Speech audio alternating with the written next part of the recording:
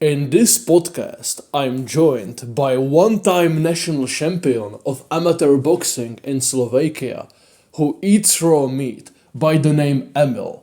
And the way we met originally is that he was a vegetarian and I was a primal, and we scheduled a boxing fight, and we trained really hard for it, and we lasted 7 3-minute rounds completely beating each other up, and I've completely lost that fight. However, I've lost the battle, but not the war, because after the fight, he turned from vegetarian into a pro primal and started to eat raw meat.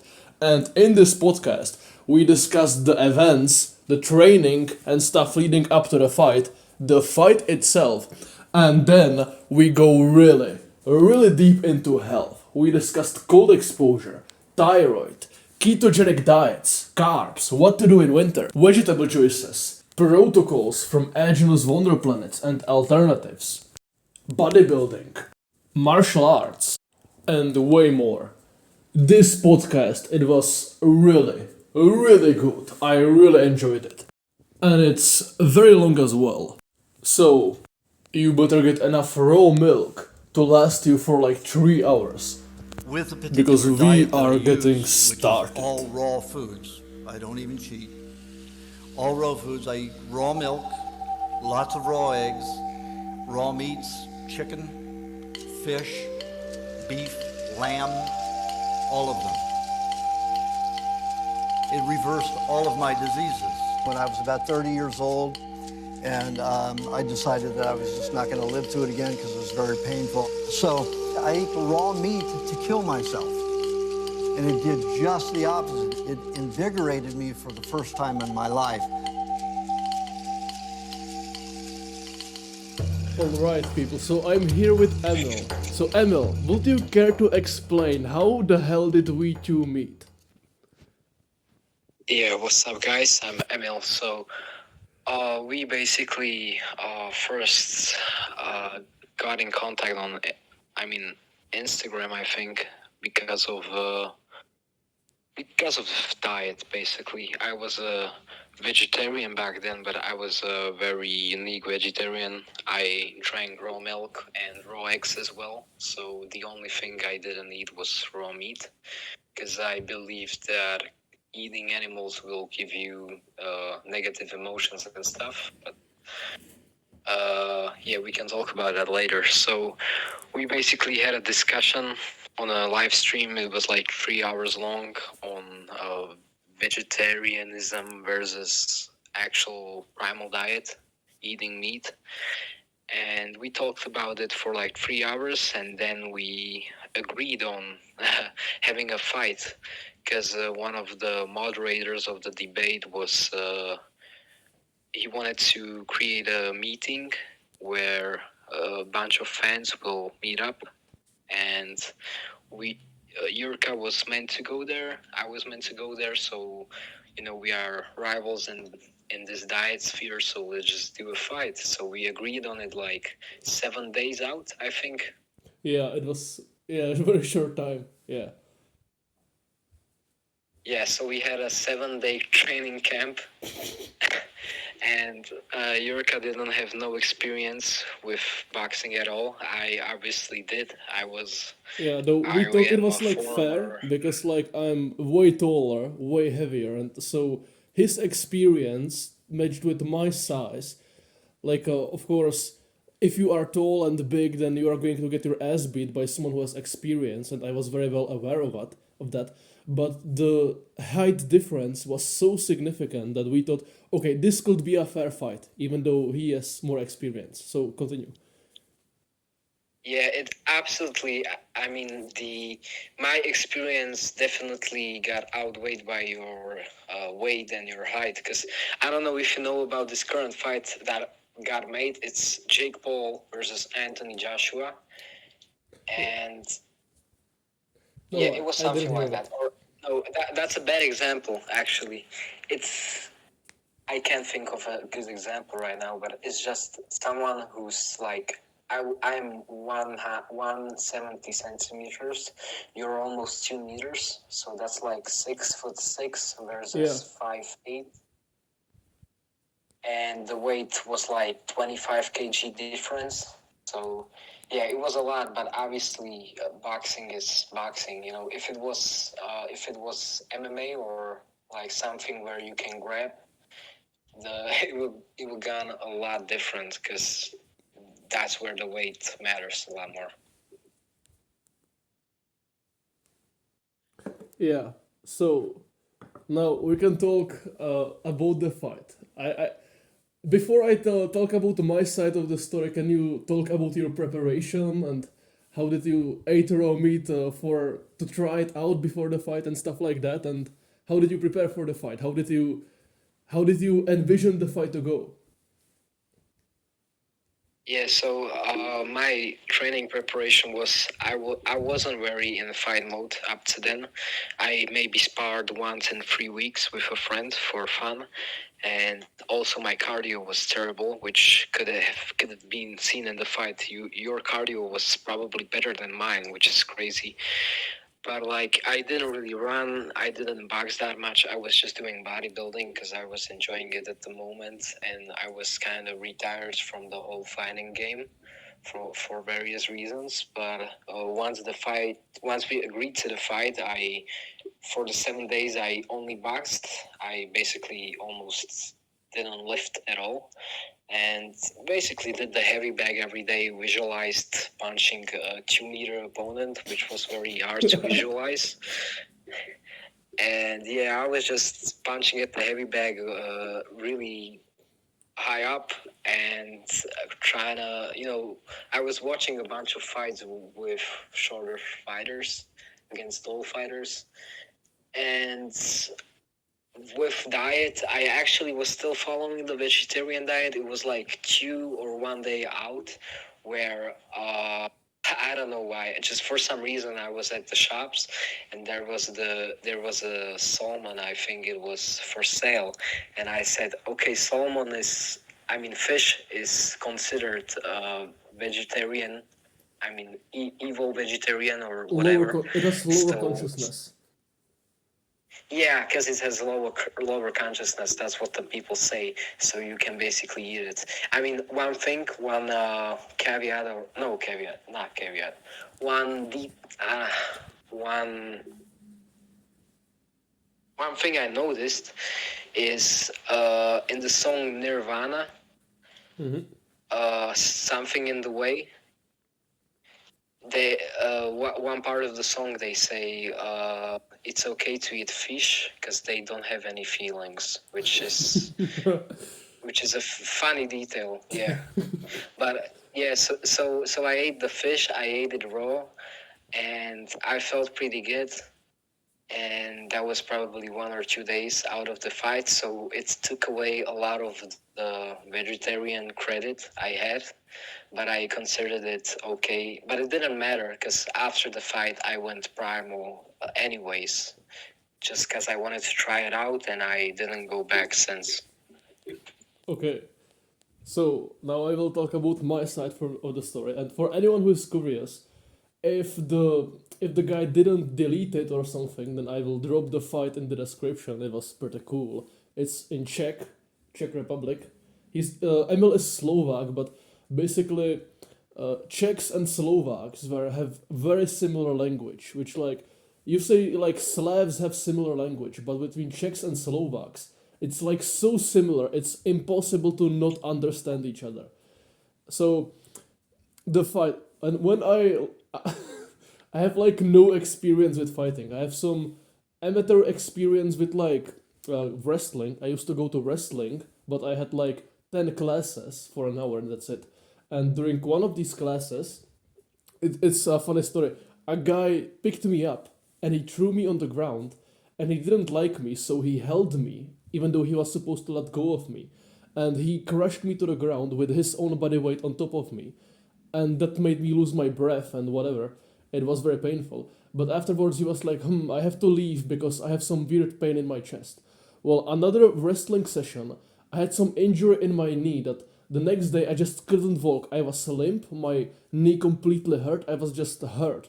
And it was during a period of time when I tried to do a lot of sports.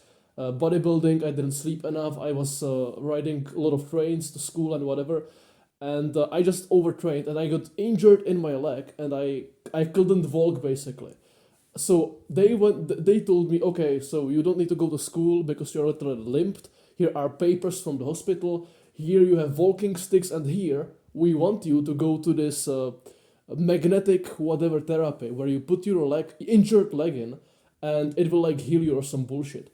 And the guy from before in the wrestling who picked me up and slammed me on the ground, I met him there, and he was like, "Oh yeah, I have to go to this therapy because last time I picked you up and I threw you on the ground, I literally broke my rib or something." Like he hurt me. He put me and he slammed me on the ground with his own body weight on top of me, and it broke his fucking rib, even though I was the one being slammed to the ground. That's funny. But besides that, I had like almost no experience. Like one time, I fought one guy in MMA, but that was shorter guy with not much experience, and it was because I called his physique gay or something on Instagram, something very petty. So we fought, and I won that. And then I had some friend fights.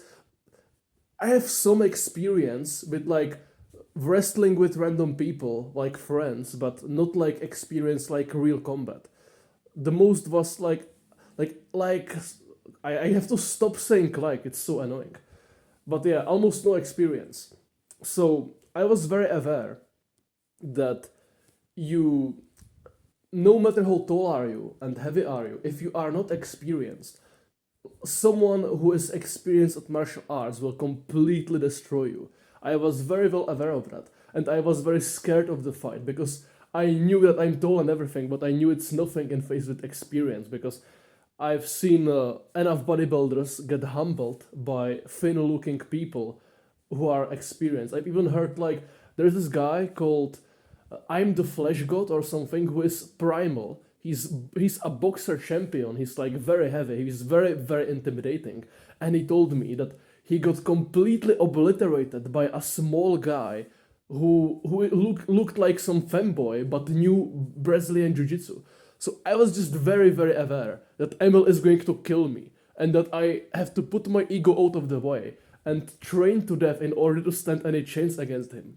And what I did is I have this hill behind the house. I did a lot of cardio because I was aware that in fighting, cardio is half of the battle. So I did only two things. I stopped doing any bodybuilding, anything. I just did shadow boxing and I ran hills, like hill sprints, in order to get cardio. So I would sprint uphill, which was like incredibly painful for like 1 minute straight, and it hurt me most in my life. Like I've never experienced anything more painful than sprinting on these hills, then jogging back down, and then sprinting back again for several rounds from full or strength. Like it was so damn painful. It was like a near-death experiences all the time, and I completely tortured myself in order to get a cardio. And whenever I finished, I was just, I don't know if this is enough. I have to work harder because I was so much in like fight or flight mode, like survival mode. Like I was so terrified of the fight, and I just pushed myself to the maximum limits. Like if I was trying to avoid death, literally. And then I was shadowboxing, and I what I did when I wasn't training is I was studying boxing fights, like not boxing fights, but like YouTube videos about how to do boxing. Like it's so funny if you think about it. Like guy who has no experience, who has 1 week to train, just watching YouTube videos on how to box, like the basics of boxing. It was so stressful. And what I did is, this is going to be completely completely out there, but I've heard of MK Ultra experiments on attempting to get people to learn things faster. And basically, if you are learning some material and you are listening to some sounds during the learning, and then you play the same sound while you are sleeping, then you are going to learn more of the things faster and remember them more. So I will be watching YouTube videos about boxing and doing shadow boxing combinations and everything. And in the background, I would listen to sounds of thunderstorms, and then I would listen to these sounds of thunderstorms when I was sleeping, so I could MK Ultra myself to learn boxing faster. And yeah, What the fuck, bro? yeah, bro, I did. I really didn't know what I was preparing for, bro. You were freaking doing the CIA training camp. Yeah, yeah. I also had like a lemon, which I would smell like every 5 minutes when learning, and then I would get my pillow in lemon juice, so I would smell the lemon, and I would learn more. Yeah, bro, I was so terrified. And at the same time, Emil was posting daily on social media about boxing and like visualizing his fighting taller opponent, heavy back and everything. It looked like he trained. What I did is that I was literally not showing anything of my preparation or training. I made one video about how I prepare for the fight, and it was about things I eat. It was like I drink rotten raw milk, and I eat like pig hearts or something, and I tried to make it funny, like we Czechs eat the deer or something.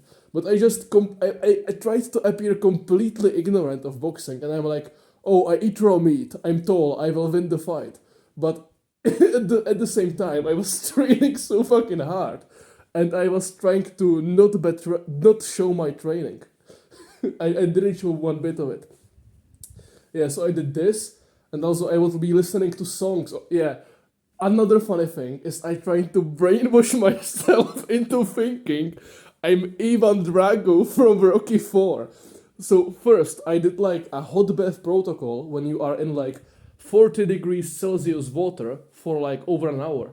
It's very painful, it's stressful, and your brain is dying during it. And when I was doing it, I was watching the Rocky 4 movie, and then when training, I would almost exclusively listen to soundtrack from Rocky 4. And yeah, I would like train until the soundtrack would end, or I will just listen to the Ivan Drago theme when it's like briefing and whatever. And I would make literally an extended version of it, of the Ivan Drago theme when he used to like breathe and something. And every 5 minutes there will be like a alarm going off, so I would train until the alarm from the extended version of the song will go. It was just brutal, very brutal. And at the same time, I was in ketosis, which probably made me way worse at the fight, because carbs indeed help you to fight. But I get acne from carbs in the winter, so I only ate like meat and fermented milk with no carbs and eggs and fat. So no carbs, which probably put me at a big disadvantage. But for some dumb reason, I thought that not having acne would be more beneficent for me than being better at that fight, which was stupid. But yeah, actually, I was able to train ultra hard with no carbs. And I would say that the training was actually it was manageable. I wouldn't say it was that much harder compared to if I ate any carbs, because I was used to keto probably. But yeah, probably eating carbs will make me better. So yeah, then that's probably all about my preparation. Then we met up and we fought. Yeah, I was terrified, and before the fight I had like cold shower to like wake me up, and then we fought, and the fight was pretty funny. Like, yeah, can you share some of your thoughts about the actual fight itself before I talk about the fight myself? Yeah, first I want to address your preparations, bro, because I think you did everything right, bro. Because like, I also thought that you're not doing shit. I thought you were just eating. Yeah, I was trying to manipulate you. Yeah. Yeah, because it looked like that exactly, and you looked very confident. And to be completely honest, I was not so confident, because I have seen some. I mean, even myself, when I was quite an experienced fighter, when someone who didn't have that much experience but just had 30 kg on me, you know, you can feel their shots even when you block on the glove. So I was afraid that when I will block your shot, you will knock me out through the glove. So I was pretty nervous as well. So I was really like working on slipping and shit. I just didn't want you to even touch me, because I would know that your touch is deadly. So But I didn't really do hill sprints or shit. And you really did the right stuff. If I were your coach and I would have to prepare you 7 days out of the fight, I would do the exact same thing. I wouldn't really focus on technique because you can't really learn technique in 7 days, but you can't really develop good cardio in 7 days, but you can at least build something, some lung tolerance, and it showed in the fight. You basically had almost better endurance than me. I mean, it was obviously maybe because I was more active in the fight. That's arguable, but the endurance for your height and weight and your experience was like insane. We did, I think, 7 rounds, Yes, and of those three rounds minutes. were 3 minutes rounds, and those rounds were fucking intense. We barely rested, and I mean, I encourage you all to watch the fight. And I want to talk on the ketosis and carbs as well, but later when we will discuss nutrition. So we will keep that in mind.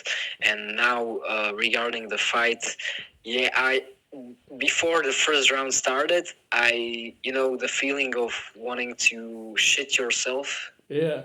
Not by being that, but so. like run away. Yeah, I usually when I'm stressed, I want to shit. So that's how That's I probably felt. from the coffee Yeah. which you had. Yeah, it was probably before, like 1 hour before the fight, I had a coffee. So I was my heart rate was up by the adrenaline and the coffee as well. But like, yeah, so I was pretty scared as well. We did a weigh-in and a stare down where the height difference was just, I could see it right before my eyes. And you We told me pushed each other. and you even told me that I'm not as tall as you thought I was. Bro. Yeah, actually, when I was visualizing you on the heavy bag, I was visualizing a whole freaking giant. So, you know how they say train harder than you fight? So Yeah. I trained against a 3 meter guy to fight a 2 meter guy, let's say. Okay, so that maybe helped me. And we pushed each other in the stare down. I pushed him a little, then he pushed me, and that's when I got scared because he just pushed me and I freaking flew back like 2 meters, and I could feel his pushing strength, and I was like, fuck, like he can't touch me, he can't wrestle with me, I must move around the ring. And then the first round came, and it was just a flow from there. I mean, the first 2 rounds, I was pretty confident, and then from the third, fourth, fifth, even though maybe I was winning on points, I was just getting demotivated from how tired I was, because the guy was just keep moving forward. It didn't matter what I hit him with, how many times I hit him, he just kept moving forward, and he was like a tank, and he always just, he didn't give up till obviously 7th round, where I think he could have probably continued, but he was probably bored and exhausted as well. So yeah, we were at the end of the fight, we were both completely exhausted, and I was actually thinking of freaking giving up. Even though I was winning, I was thinking of just giving you the win so I can just chill out finally, because it was probably one of the most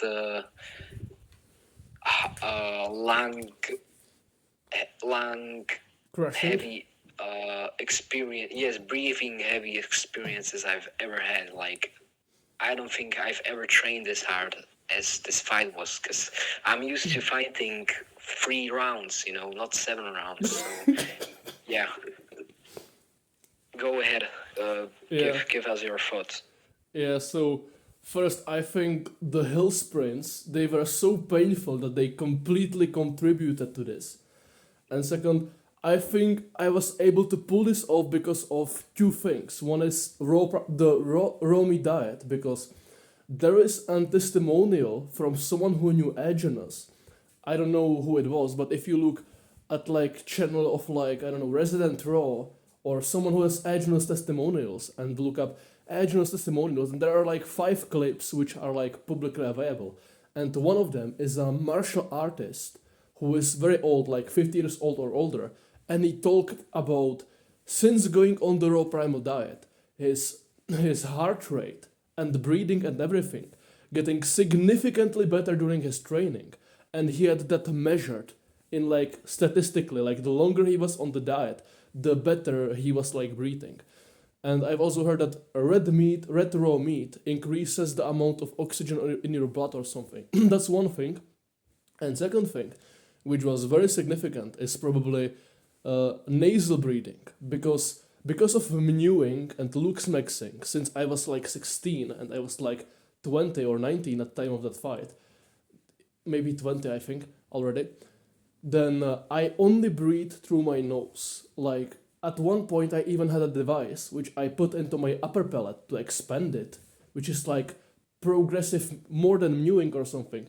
It made me unable to breathe through my mouth at all. So like during the night I breathe through the nose. During workouts, like before I used to do like super squats, which is like this aggressive method of training legs. It's basically you do one set of 20 squats with a weight on the barbell, which you would use for 10 squats. It's the most painful thing you will experience inside your life. And it's like the Yeah, I week, know it. yeah, it's like a week worth of training into one single set. And you are supposed to breathe through your mouth a lot. And after you do that, you breathe so hard and painfully that you are meant to go and do like pullovers to expand your rib cage, because you are breathing so much that if you stretch at the same time with a dumbbell, then supposedly your rib cage will develop and you will look like more look smacks and whatever. When I was doing this super squats, which makes you breathe so hard, you are supposed to expand your rib cage with some stretches. I was breathing exclusively through my nose every single time I did it. Every time I train, I breathe through my nose. Like I had one MMA session, which was probably after this or maybe before, I don't remember, but there was only once with my cousin, and I breathed only through my nose during that session. And because I'm so tall and I breathe through my nose, everyone in the gym was like looking at me like, why is he breathing so like loud? Because during the training, we were training cardio, and I was breathing only through my nose, and when you are this tall, it sounds like it's way louder than breathing through your mouth. But yeah, I always, anytime I breathe through my nose. And when I was doing the hill sprints, again, I only breathed through my nose, never through my mouth. If I ever breathe through my mouth, then I catch myself and then I go and breathe through my nose. Even during shadowboxing, everything. And during the whole fight, I literally went 7 rounds, and I believe that all of these 7 rounds, I breathed through my nose. I even remember that one time when I worked, cold weather. When I worked during at one place, and I lived in a hill, under a hill, it was like 15 minutes uphill by foot. And one time I decided to run it uphill, like run as fast as I can. It took me 5 minutes, so I ran 5 minutes uphill. It was incredibly painful, and the whole time I breathed through my nose. And when the colleague saw me uphill, she was like, "What the fuck? You ran all this and you breathed through your nose? What, are you an alien or something?" So yeah, nasal breathing and the hill sprints and the raw foods. These probably got my cardio on point. So during the fight, yeah, it was funny that when I pushed you, like you told me later that you like lost your breath or something. Yeah, it's funny. I didn't even realize that. But yeah, during the fight itself, I have no experience with boxing previous, so I can't compare it with anything. But yeah, it was a cool fight, I guess. I was studying a lot of how do you call it, Soviet style. I looked at Soviet style in the preparation because I'm taller. So I believe that I tried like pendulum steps and like keeping distance and doing jabs and crosses mostly because I'm tall. So I want to take that in my advantage. And I wasn't very good at hooks and stuff like that. And to get hooks, then you need to be closer to the person. So I just try to keep distance and do jab cross all of the time. And I wasn't able to do anything else pretty much because of my technique. And second, I don't know, I just did jabs and crosses most of the time. And I could breathe, like the cardio, it was painful, but I was used to this heavy kind of breathing. But it was difficult for me to throw the punches because it was like too much energy or something. Like I didn't have enough glycogen, enough sugar in my muscles. Like before the fight, I probably should have like sugar, like fresh raw milk with honey or something like that. Yeah, during the fight, it was actually easier to take shots than to give them. So what I was doing in the fight is I was bending over to catch my breath or something and blocking everything. So when Emil tried to punch me, he was punching my back and my sides and everything because I was literally blocking myself like a turtle.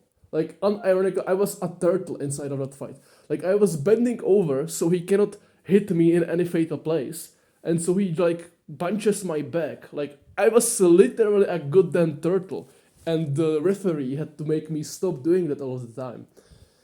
Yeah, and at one point, like we exchanged so blows. He punched me a lot of times, and actually I was very relieved because I was scared that I will be knocked out or something.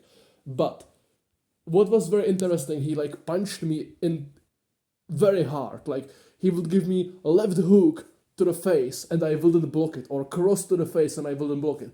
Like insane blows, and each time I received a blow like that, the whole like audience would be like, "Oh shit, what a shot! That was brutal!" Like wow, and I would receive a shot to my face like a hook, and everyone would go wow, but in reality, it didn't actually hurt me at all. Like, of course, it caused some pain, but the way everyone was reacting, like the punches were supposed to be way harder and way more painful than I noticed them to be. So what helped me is like, because of my weight, the punches that Emil did not hurt me that much. He gave me too many of them, so they stacked up eventually. But I was completely able to keep going, and it wasn't that painful to be in that fight and to get hit. It was literally more difficult for me to like throw punches than to receive them. So yeah, and that's probably why I had better cardio than Emil, because he noticed during the fight himself that I was letting him beat me in order for him to gas out, while I was literally recovering and resting when I was getting beaten. And at one point, like he gave me so many shots all over my body that during the rest break, which was like 1 minute or something, or half a minute, I don't know, something, and he told me, "Hey bro, I'm like punching you into the head so much, like bro, you could have some permanent damage from this. Like I think you should like give up. This is too dangerous." And I was completely obliterated and getting beaten. And after this, I told him, "I agree. If I was you, I would give up." And everyone started laughing. Like, you even told me, like, that was some insane aura, bro. And then during the fight, yeah, it continued. I was getting my ass beaten. And in the last round, actually, in the 7th round, I got, like, punched into the face, like, with a hook or something. And it hurt as fuck. And at the same time, I then got, like, a left hook to the liver or something, or to a good body shot. And I received many body shots during the fight, but this time it like hurt way more than the previous body shots, and I just the pain of the body shot combined with the pain of my head, and the fact that it was literally the 7th round, and it was obvious that I couldn't cause him any more damage because he's just better at beating me than I would beating him. I was like, first, like, the fight was lost objectively, like, rationally. Like, I couldn't outcompete him because of my inability to strike him. So I was there just... It was pointless for me to be there. It was just in order to, like, show some honor or resilience or something. But at the same time, then it was coupled with the 20th shot to the body and then to the head at once. and all that just accumulated the stress. It my stress tolerance just got surpassed in the seventh round, and I gave up. I just said okay, stop. And after the fight, I was I got into a cold shower in which I was for like 5 minutes, and I still felt hot, and I literally wanted to cry in the shower almost because of the stress I went through. It was a very fun life experience, but for a week of training, I think I did kind of cool, yeah. Yeah, it was honestly crazy, bro. Because like, I think if we would had the same guy with your weight and even your height, but he would be on a standard diet with lower muscle mass, more fat mass and stuff, he would have get knocked out in round two with the same knee, because even with the cardio, you did some neck training, and Yeah, yeah. overall the raw meat and fats, Yeah, it that's will one thing I it will forgot to feed. mention, if I can interrupt you, please, sorry. It's, Yeah. yeah, I trained a neck. I trained my neck during the preparation, I believe. Or maybe not, but in the past, I had a big past with bodybuilding, and I always trained my neck a lot. And that probably contributed to me not being knocked out so easily. And also, when I had like wrestling fights or grappling fights for fun, I remember like 2 times when someone was trying to choke me out for over a minute or 2 minutes, and he was unable to because my neck my was like too thick, and I put my chin or hand in there and then I got from it.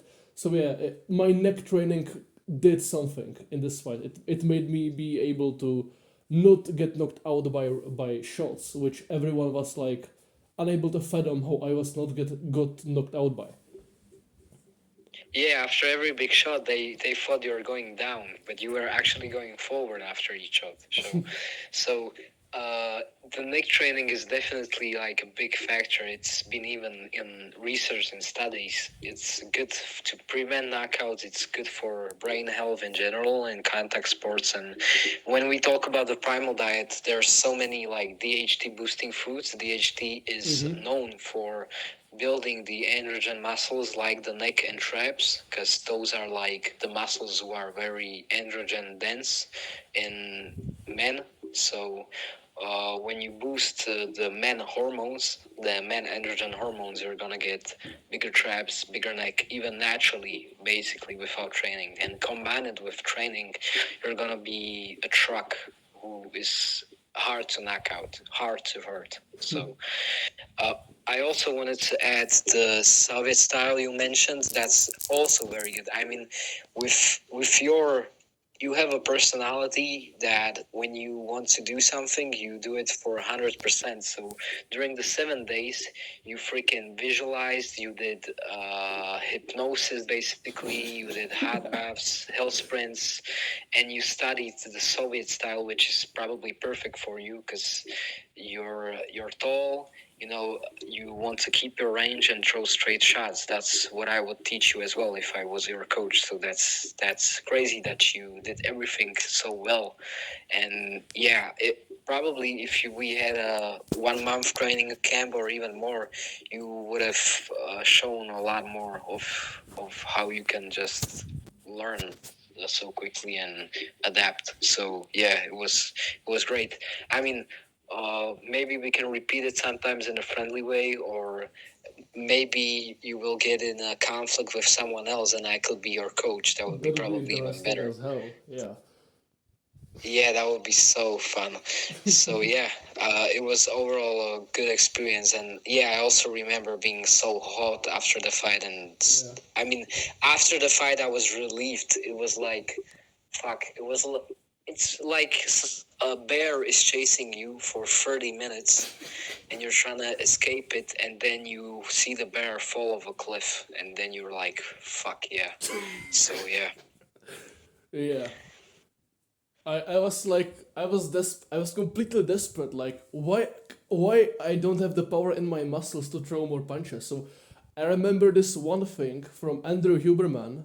He talked about like uh, you have some special skin on your feet, on your face, and on your palms. And if you take an athlete who does like performance for like reps or whatever, and you cool down his palms or his feet, then it cools down his organism in a specific way, which decreases some kind of enzyme, which makes you unable to move your muscles, and this makes you sick. Like they took NFL athletes who could do like 30 dips, and if they put their palms in like devices which cooled down their palms for a few minutes, then instead they could do like 40 or 50 dips. So I was completely desperate in that ring, and there was this guy who was giving me water like in the rests between the rounds, and I was like, put some of the water on my palms, like thinking it would help me. Like it was room temperature water. I had barely anything left to drink, and I was like, put some on my palm. It looked so silly, and I was just so desperate. Well, yeah, cool. And yeah, after the fight, it was cool. Like we both went outside and we drank raw eggs together. That was really cool. Yeah, that was a good moment. We had the best recovery food we Yeah, could bro. have. Yeah, yeah. Do you know that scene from Fight Club when they had a fight and then they were drinking like beer afterwards together behind the? That was us, but we were drinking raw eggs instead. Yeah, we were the base equivalent of that. Yeah, completely. And what was I gonna say?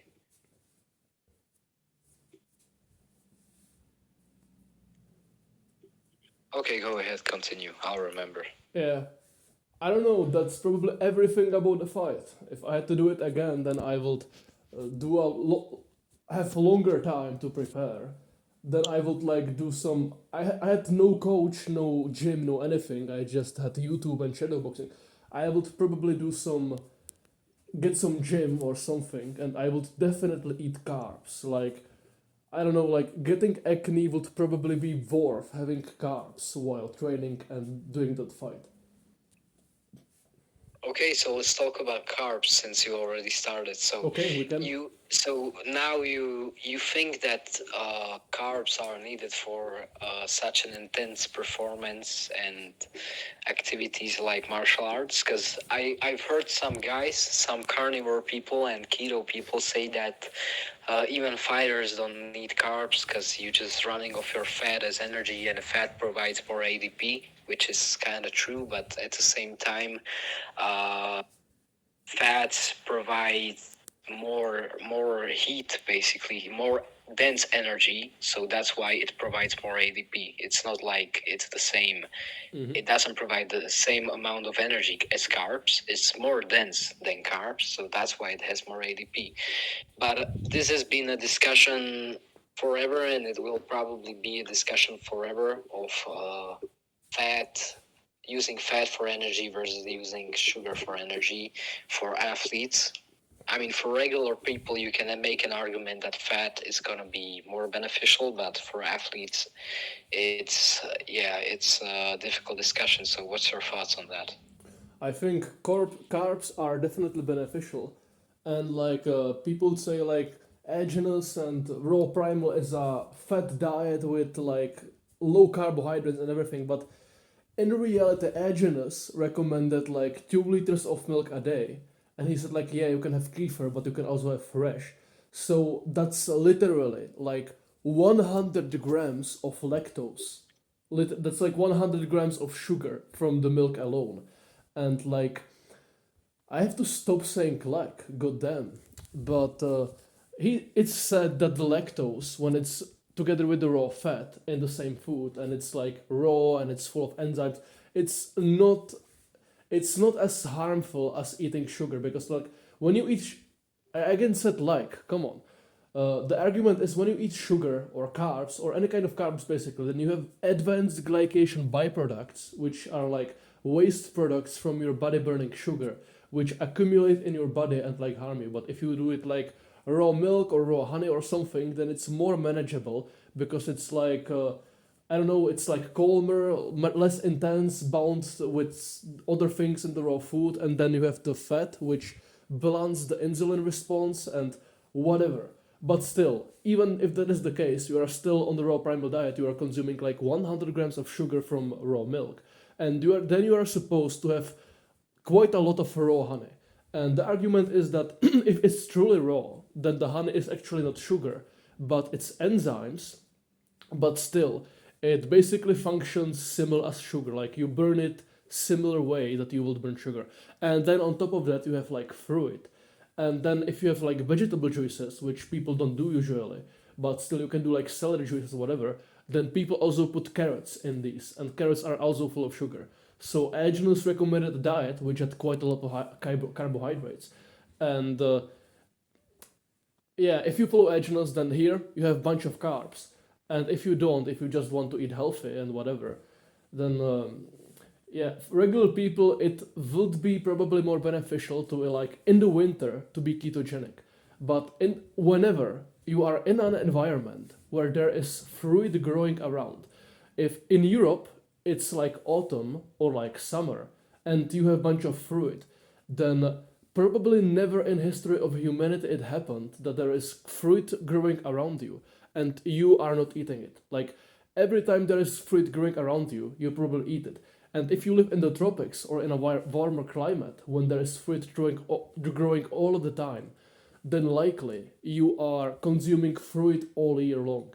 And then if you drink raw milk and you don't make special effort to ferment all of it, if you are like have a cow and you get fresh milk every single day, then again you are consuming bunch of carbs every single time you consume the milk. You consume sugar. And then you can also get honey and you can store it for the winter and you can have honey in the winter.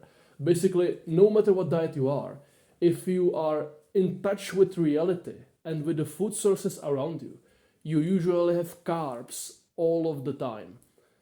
And yeah, so if you follow Agenus or reality, then both in both cases you have a bunch of carbs around you.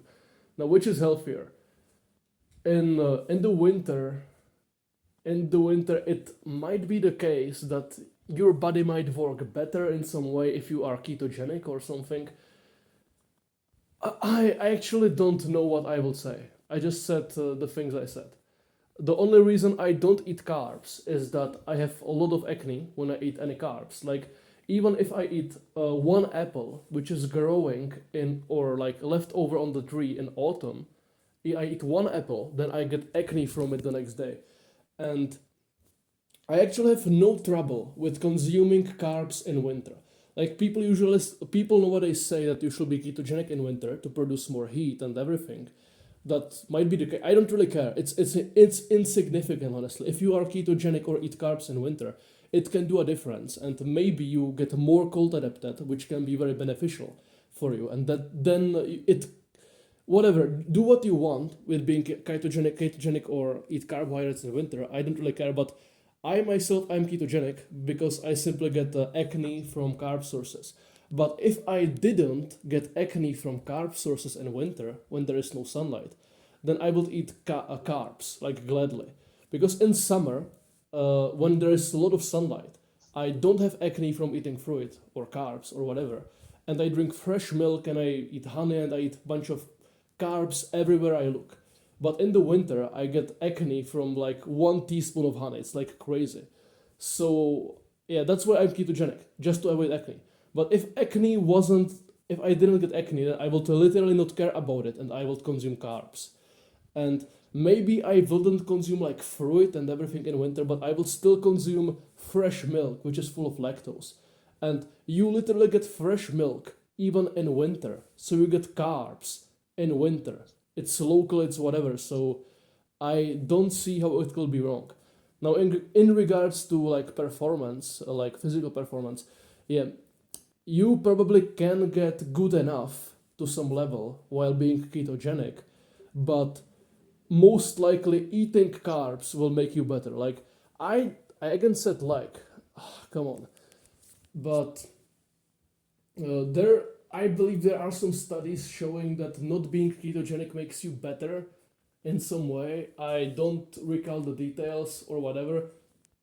I actually don't know a lot about it, but people who are way more educated in like martial arts and stuff, they claim that carbs are important, and yeah, they probably are. Like I don't have much experience or knowledge in how carbs affect your physical performance, but it's like common knowledge.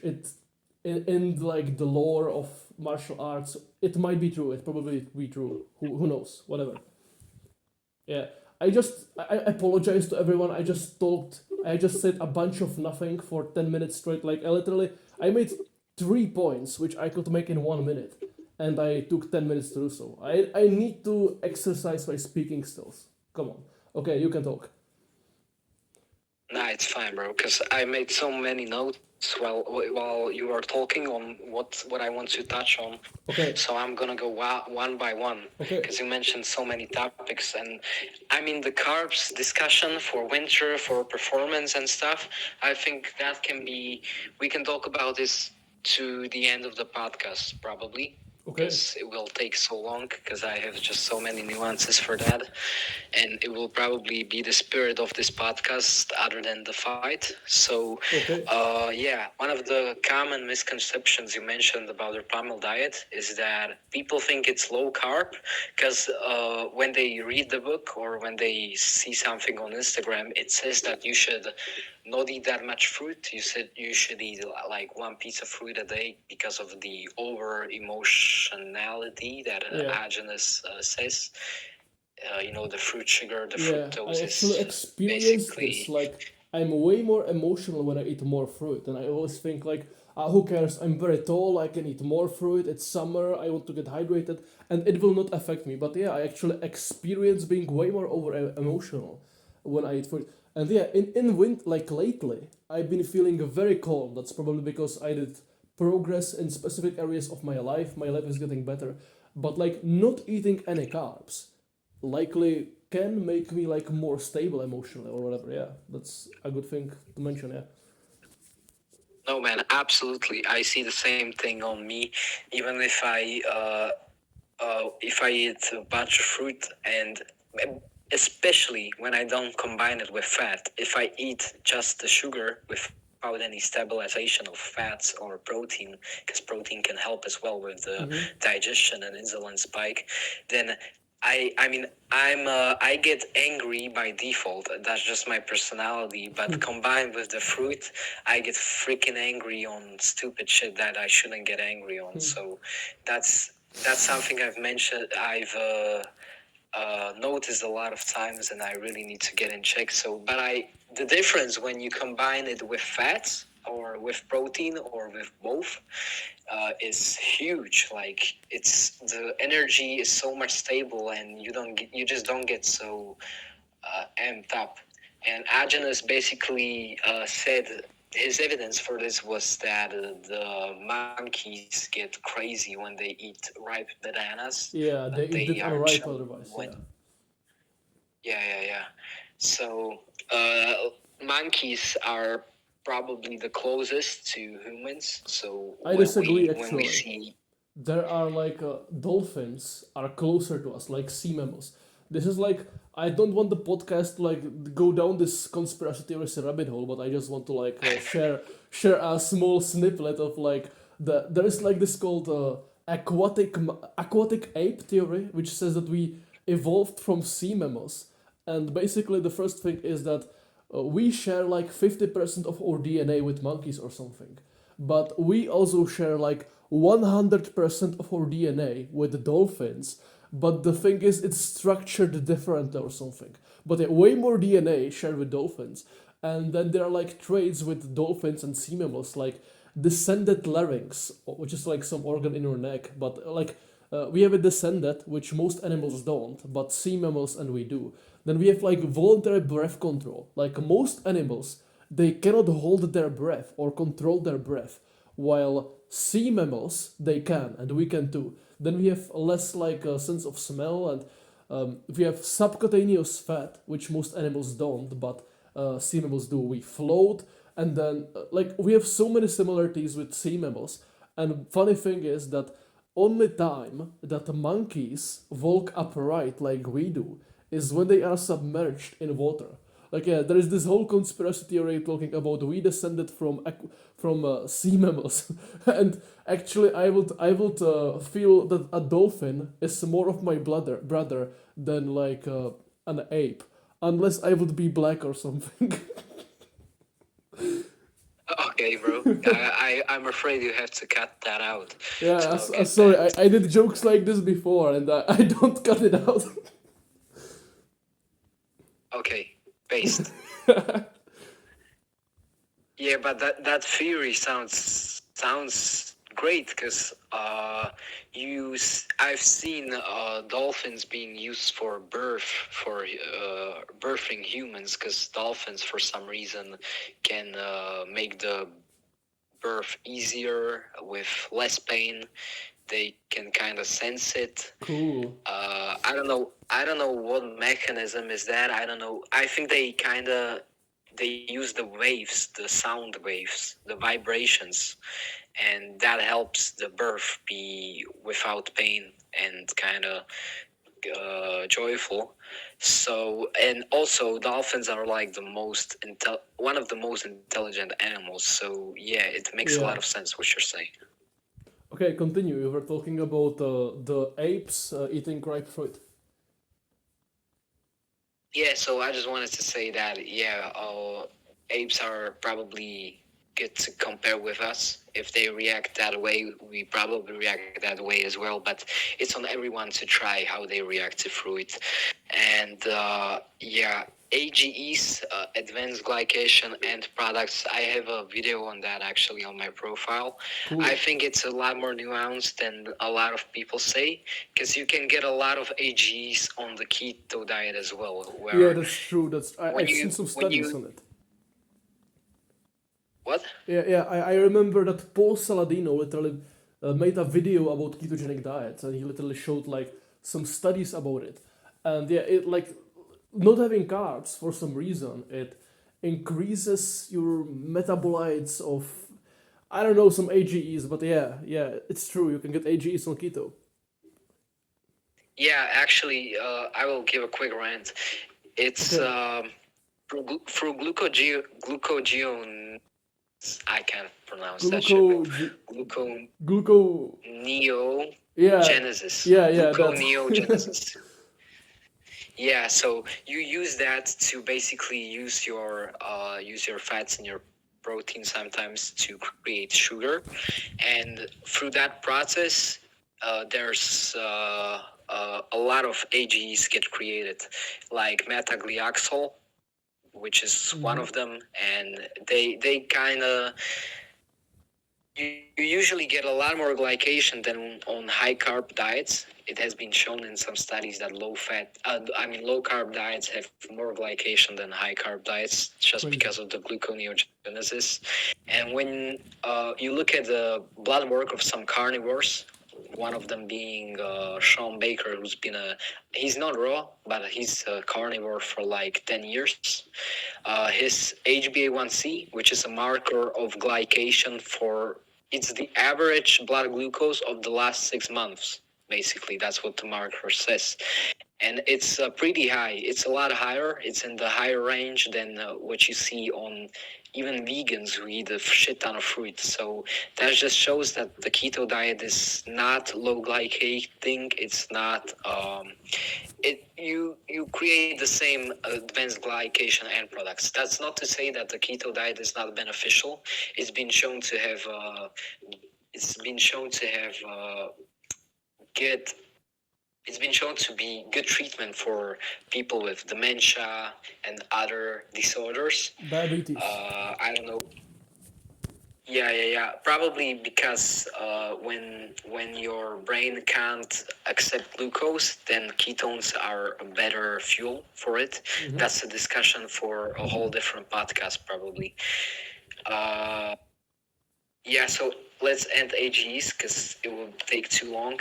The other thing is vegetable juices. So, Agen is recommended mostly celery and Yeah. carrots maybe 5-10% of that. Yeah. So if you drink only carrot juice, then that would not be a Janus approved, because Yeah. it would be basically too much sugar.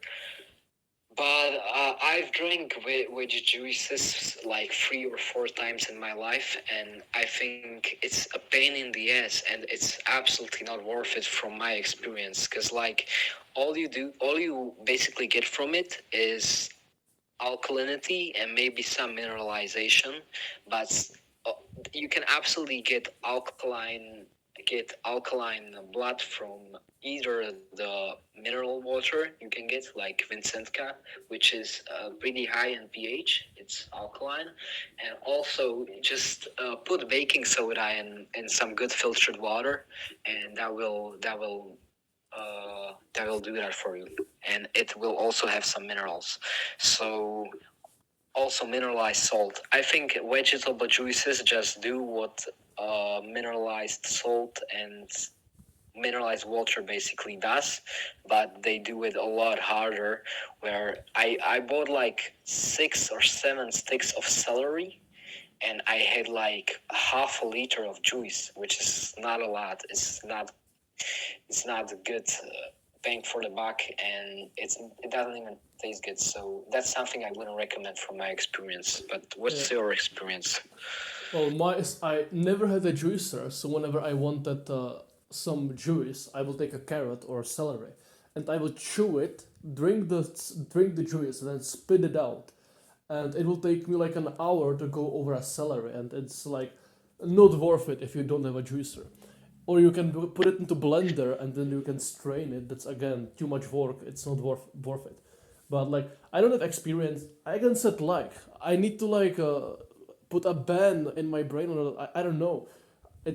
I notice that a lot. I keep saying like it's annoying.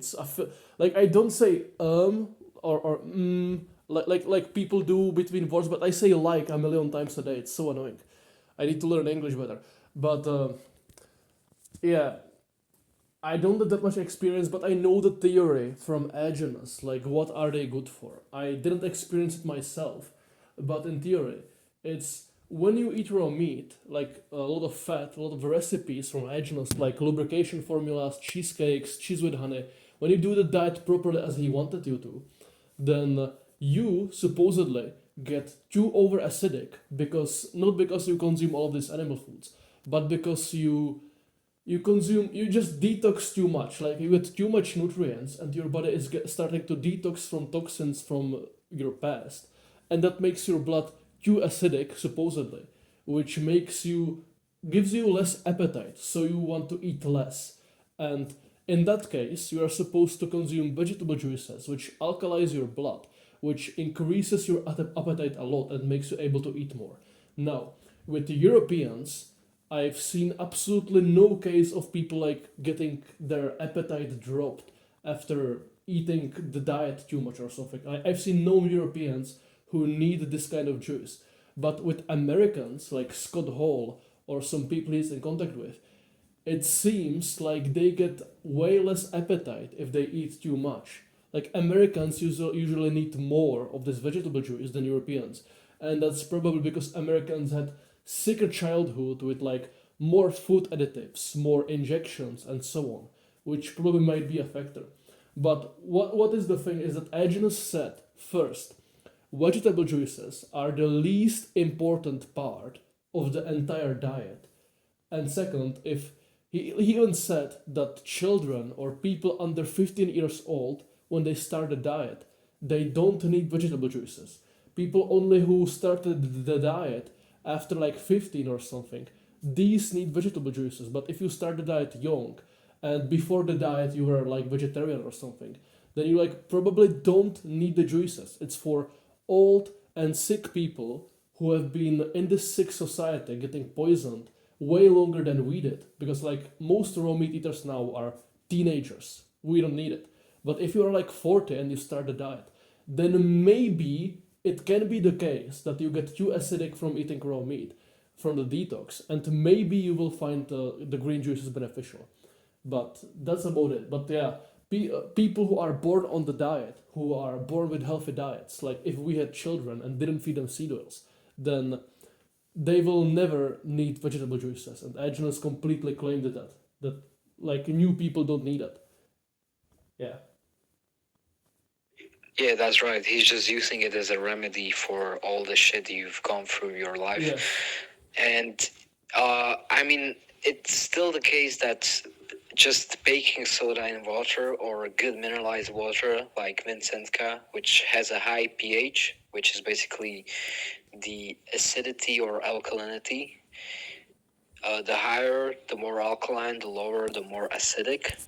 Then that can do the same, and it still provides a lot of minerals. Because Agenus also mentioned that the veg juices can provide minerals for all sort of glands, and I think just mineral waters would be absolutely more natural in nature. You know, you would get them. They would be everywhere. Yeah. You don't have them so much here because of the pollution and so many factors.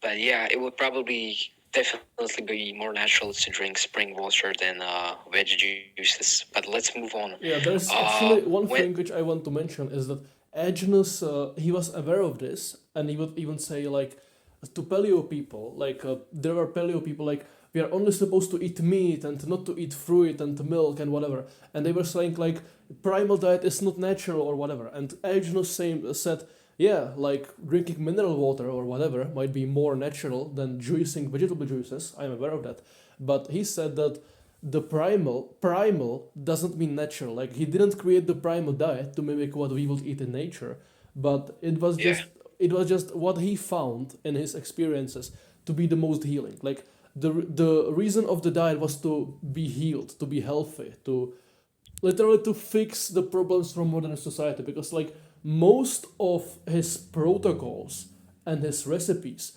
like raw unsalted cheese strains or lubrication formula for pre-digesting fat and celery juice, and most of his diet was for to treat something which we attained from being exposed to pollution for our entire life.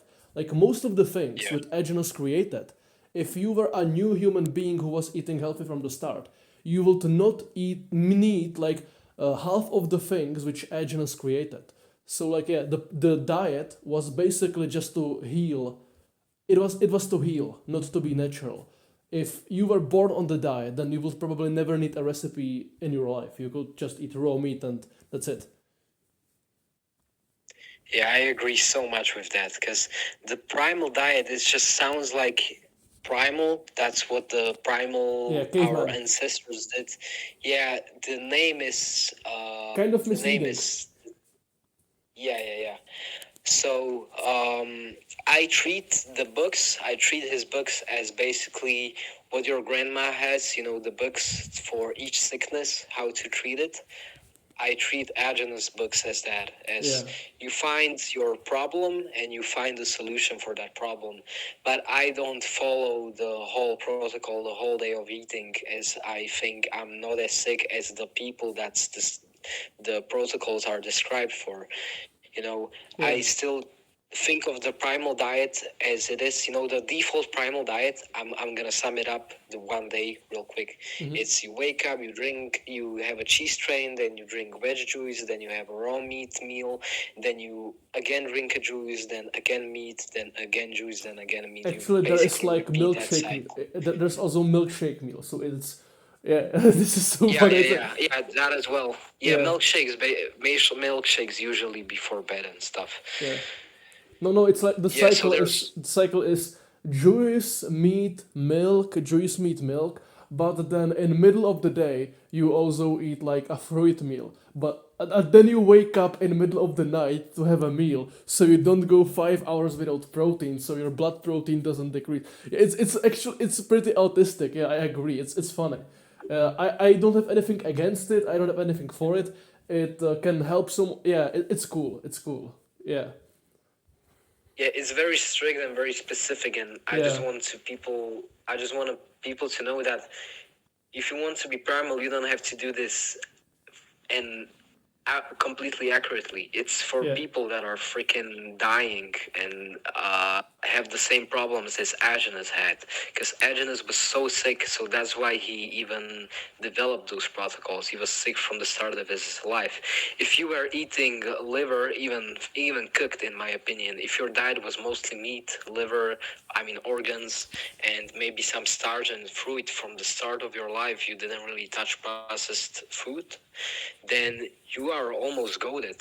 I mean, raw will always be advantaged for you, but like you don't have to touch his protocols until you have a problem from either a vaccine or the environment or something.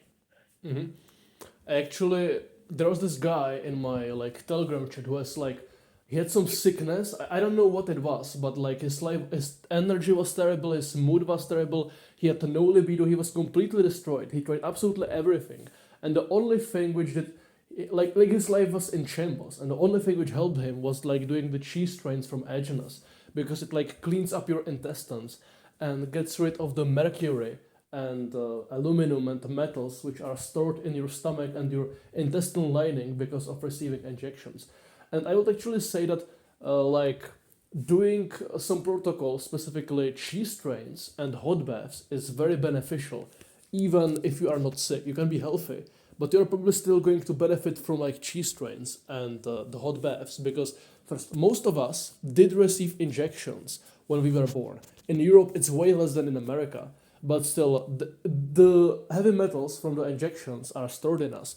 And if we do cheese strains, which is like you make raw unsalted cheese from putting clabbered fermented milk into a strainer, and then you eat it every 15 minutes or longer or whatever, and it like sucks metals which it touches from your intestines, so it gets you rid of them. And like this guy who did it in my Telegram chat, he swears by it by his life. It saved his life. It made him experience life way more pleasantly. It, like returned his libido, like everything. Like he was saved only by cleaning his intestines. But even if you don't have any problems, then probably doing this kind of cheese strain protocol will improve your life, because you will get rid of like the metals in your intestines. And second, the hot baths. Like Agenus said, this is a very deep rabbit hole. He didn't even mention it in every workshop, but it's a very important point that if you ate seed oil since you were a child, then we have this so-called lymphatic system which nourishes every cell in our body and carries like nutrients around our body. But the problem is, if we are exposed to seed oils, this lymphatic system is blocked by the hydrogenated vegetable oils, which turn into plastic and crystallize inside of our lymphatic system. And it makes it unable to transport nutrients all around our entire body. And therefore, our blood needs to transport nutrients around our body instead of our lymphatic system.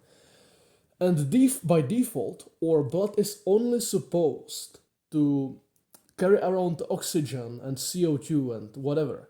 But now it has to carry all of the nutrients because the lymphatic system cannot really do it because it's blocked by seed oils. Which literally, Agenus said, leaves us with only like 1/3 of the energy that we are supposed to have.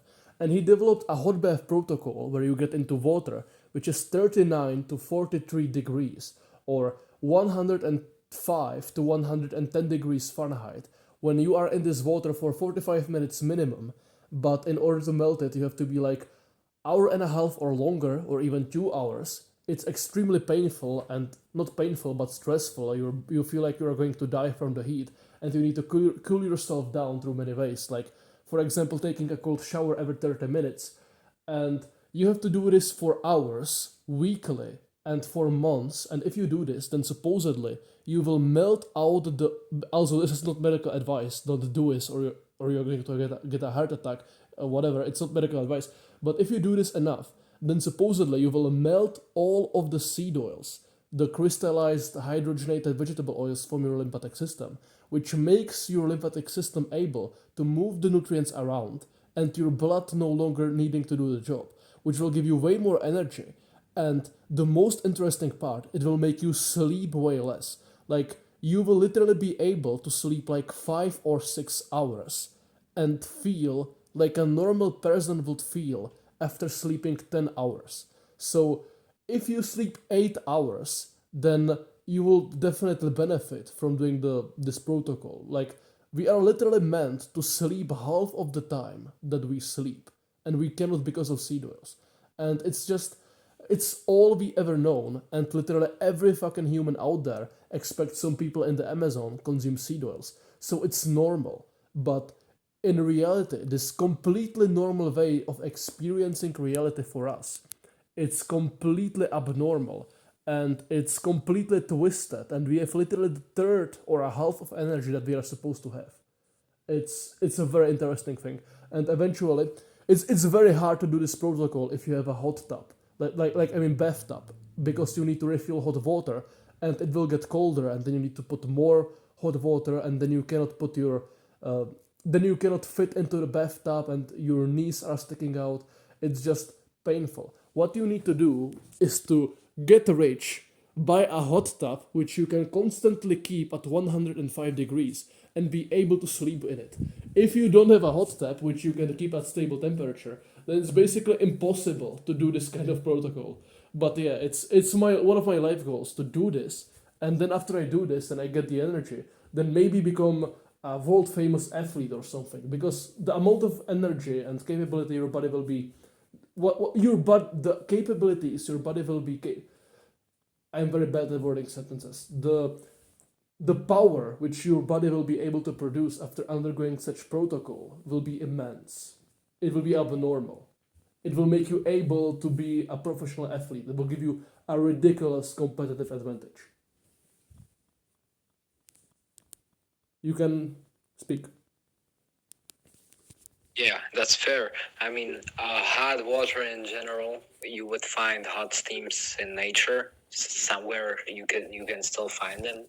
I mean, even here in Slovakia, there's a place where it's a natural steam, and you can go there right now in winter, and it's pretty hot. It's nearly 40 degrees Celsius, and yeah, so I think the melting the seagulls is very interesting. I don't know if there's actually any research on that, so I think I've there tried is it a not. couple I've times. I've only heard like people from agents recordings like talk about it like their own, like it's hearsay. I've heard it from people who Yeah, supposedly did it. anecdotes. Yeah, but no research. But I just blindly believe it. Yeah, so I wouldn't go as far as recommending going into such a hot water for so long, and I would just say hot baths are great just because of lowering the stress, and hot water, not the hot of Agonis's baths, because that hot is like you feel like you're gonna burn, but like a little bit less hot, like when it's enjoyable, that has tremendous benefits, and it can be found in nature, and you just enjoy it because it lowers stress, and if anything that's gonna raise your body temperature is healthy in a natural way. Obviously, that's why some people feel very good in and after the sauna, or even after cold exposure, because believe it or not, the cold exposure actually raises your temperature Yes, I afterwards. know. Yeah, so anything that raises your body temperature is gonna make you feel very good. And body temperature, I've been researching a lot about it, because I've been researching a lot about the thyroid, and the thyroid kind of is very closely related to body temperature. Whereas the healthier your thyroid is, the warmer your body is. The richer it is in nutrients and hormones, and the more heat it can produce. And Makes sense. it has been said that the body temperature actually correlates to your let's say aura. That word is used in a lot of memes right now, but it's an actual concept in many spiritual realms, where a person has a certain aura behind them, and even when you experience good how do you say it, where Needed of experience. something, yeah, the experiences, coincidences, Oh. good coincidences, good coincidences where you basically don't know how it happened, but it happened. It's like God made it happen. That's usually closely related to high aura, and that's related to high body temperature. So That's basically, the cool. healthier your thyroid is, the warmer you are, the stronger your aura is. And aura is just a ball around your body, an energy field. It's And actually that it's that can not only a concept like spiritual concept. I believe it's even maybe measurable somehow, because like, or again I said like, why do I keep saying it? Because our hearts or our bodies literally produce like come on, they produce electromagnetic fields or something along those lines, which I believe are maybe somehow even measurable. But if they are not, then still the consensus is like come on, I need to stop saying it. it's it's accepted, I believe, generally in science that we do have something which we could call aura. It's an electromagnetic field literally produced by our heart. It's like a torus field, I yes. believe.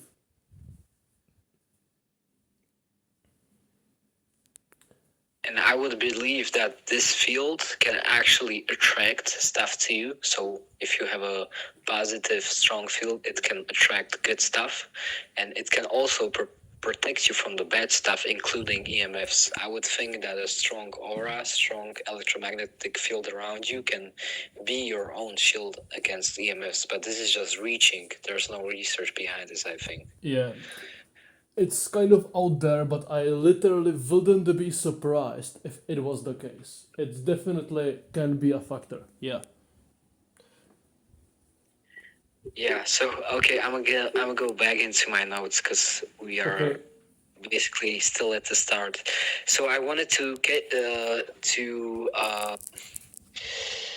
stop on starch because we talked about carbs and sugar, but we didn't really talk about starch because Agenus, I heard that Agenus basically recommended starch mostly for athletes because it's superior to sugars in or basically endurance and energy production. And from my own experience, starch, by starch I mean mainly potatoes. Potatoes, I'm not a big Yeah. fan of rice because of many reasons, such as heavy metal content. Arsenic.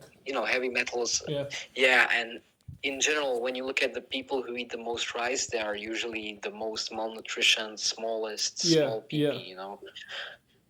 So potatoes are a lot more based, and they contain a lot more nutrients as well. They are very dense in potassium and a lot of the minerals.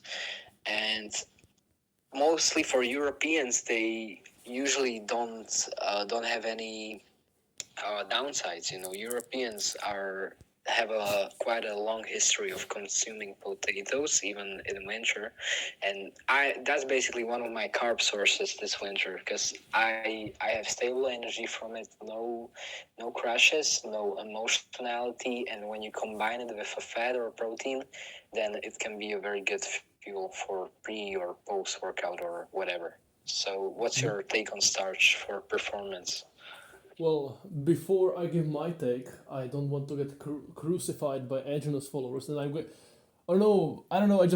My worldview is so intertwined with Agenus because I studied his workshop so much. I just want to take his view first, and it's like, again I said like, come on, it's his view is that he did recommend starches to people, and he first recommended it to bodybuilders. I don't remember why, but he recommended bodybuilders eat starch several times a day for some reason. I don't remember which.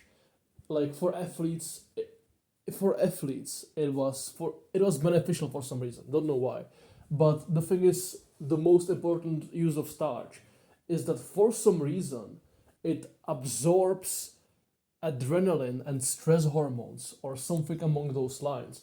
So when you are stressed out and have like a mental episode or something, then you are supposed to eat some cooked starch, which will absorb excess adrenaline and will calm you down, which is kind of cool. And he talked about some people which he recommended to eat starch often, either because they were bodybuilders or to avoid some kind of mental issue. I don't remember which case was it, but he said that the starch helped them, but if they consumed starch often, then it would lead to getting too many advanced glycation end products, and not because it's just carbs, but because cooking will increase advanced glycation end products as well, especially if it's cooking something with carbs. So he developed like nut formula, which is like you take nuts and you mix them with raw butter and stuff to neutralize the toxins from like the anti-nutrients and bullshit like that.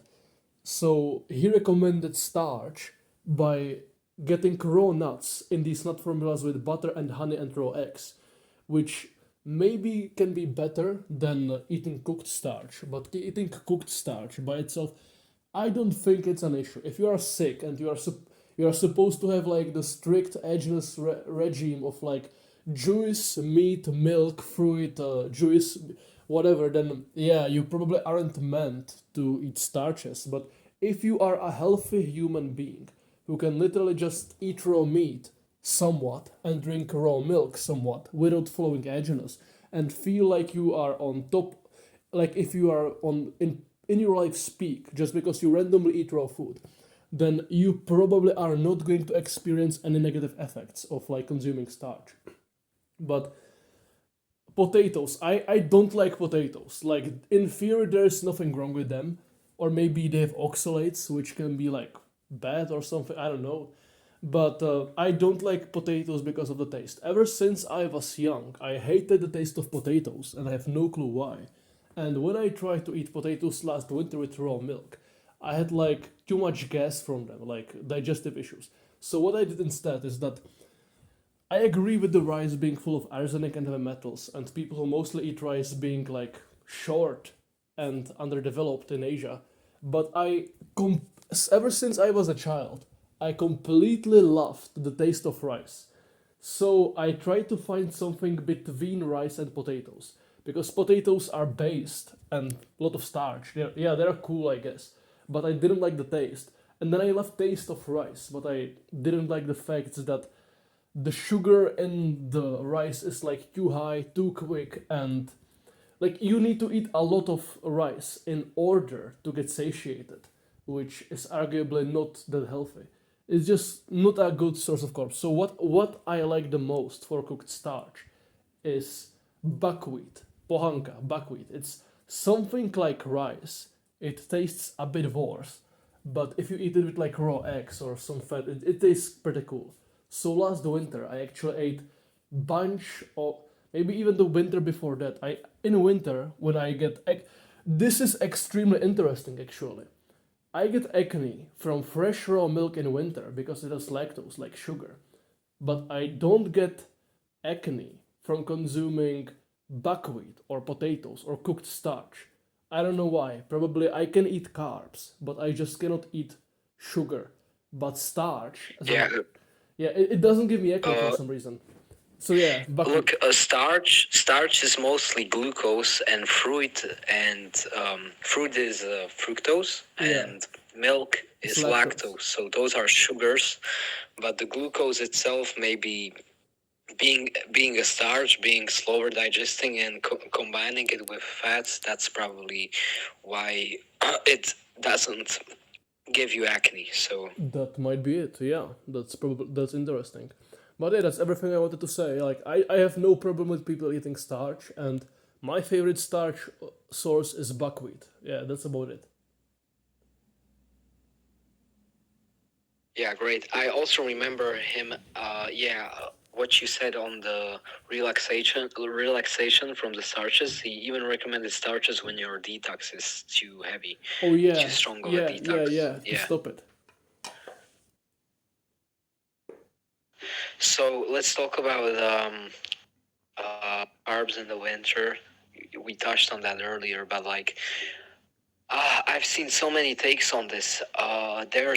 Let me present like three or four um, opinions on this of 3 or 4 basically groups of people who agree on different stuff, and Okay. then we can talk about what's probably the most accurate. So one group of people basically encourages you to adapt to the winter state, to actually have cold adaptation, and to eat a keto diet, which is mostly protein and fat. I mean, a keto diet is mostly fat and a little protein.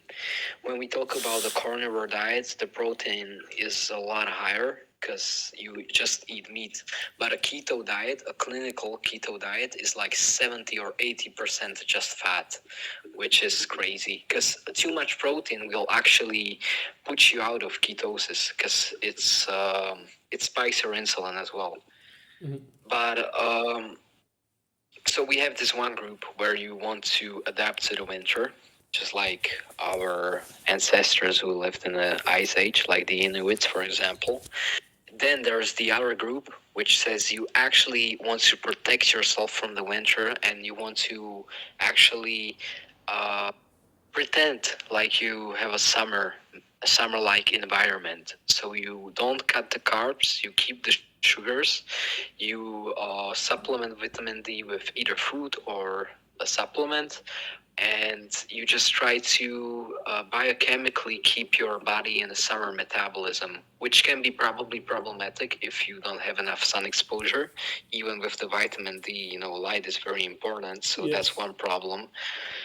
And yeah, then there are some groups who are like in the middle, so maybe they are carnivore, but they don't encourage sun. They don't encourage cold exposure, or they are like primals. They eat a little carbs, little fat, little protein, so they are not in the either extreme. Just from my experience, I've been low carb for some time, and I don't really have a good experience with it, especially when right now I'm researching a lot about the thyroid, and it seems to me that low carbs diets basically tend to cook the thyroid, the function of the thyroid, even though I actually watched the Excellent Health's video on this. He said that cold exposure helps the thyroid Yeah, I wanted to say this, yeah. make active. Yeah, it helps make the active T3 hormone from T4, which I will have to look into that because this is the first time I've heard an opinion like that. I've never heard that cold exposure can help the thyroid make the active thyroid hormone, so that's interesting. Okay, go ahead. I just wanted to say that, yeah, I've heard it too. Yeah, though it might be arguable if being keto and then experiencing a negative from it, and then having to fix it with cold exposure. If it's healthier than simply not being in ketosis and not experiencing the benefit in the first place. I mean, the negative. I've done a 2 hour long video on cold exposure, especially addressing the points from Excellent Health. And I didn't address this point. Like, yeah, it's very likely that, yeah, probably cold makes your thyroid better. And it does provide some benefits, like increased brown fat activation and or your body being aligned to the circadian rhythm of the year and the wake stuff. But I basically talked mostly about Excellent Health claiming that cold exposure makes your mitochondria produce UV light, and I basically tried to debunk that in that video. Like, for example, UV light increases your libido, while cold exposure doesn't. Like, even UV index 1 sunlight in December, if you sun your balls in that, then you will experience way more libido raise than if you do cold exposure for your entire body in whole water, which like shows that either cold exposure doesn't make you produce UV light or the effects of UV light, or it does, but in such small amounts it's completely insignificant and weaker than simply getting some sun in December if you can, if it's sunny. Yeah, that's. I don't know what else could I say about cold exposure. No. In this Yeah, context of the thyroid. the only cold exposure I would ever do and I still do, is just go outside. And even though I'm dressed pretty warmly, it still gets cold, especially when I'm riding a bike or something. And that's like the natural cold exposure. And when you go inside, you feel a lot warmer and you feel a lot better. But whereas when you go into cold water, you suffer for 1, 2, 3 minutes, then you feel better. But the rise in stress hormones and the lowering of the good hormones can be detrimental for a lot of people, especially when they have stressful lives, which a lot of people have this time. So, for someone who's completely chill, who doesn't have any problems, and wants to stimulate himself, I think it's great. Yeah, I talked about a lot of topics in the 2 hour long video about cold exposure, but yeah, like in the past I used to have a stressful life, and in the video I talk about it, I did too much cold exposure. I literally got addicted to cold exposure because cold exposure makes you release dopamine along with the stress hormones, and it's arguable why that is, like because you increase your adrenaline and noradrenaline during cold exposure, like the stress hormones. Those are literally stress hormones. And whenever your body raises these hormones, then most of the time your body raises dopamine as well, which is your molecule of motivation and stuff. Like you are motivated to do something, to live, and not depressed because you have to keep moving and you want to live. So if you raise your stress hormones, then very likely you will increase your dopamine as well. And that's true if you get into a car crash, if someone wants to stab you to death, if you go into cold water in which you will literally die if you don't get soon out enough. I mean, get out soon enough. And I experienced the high from the dopamine and adrenaline getting high when I got into cold shower or something. And I was incredibly depressed. And I loved how doing cold exposure masked the feeling of being depressed. So I was doing cold showers every day. And in winter, I was going outside shirtless and I would run in the forest. And I, I would be running in the forest shirtless in a balaclava, doing werewolf sounds around the moon, and the hikers would be scared of me and they would talk about me in the village. But I was just completely getting high of the adrenaline and dopamine from cold exposure a lot for like half an year. And eventually I developed some kind of mental issue, which made me when I could be very happy at one point, then something unpleasant would happen. Like I would be training for American football and I would catch a ball and I will be incredibly happy.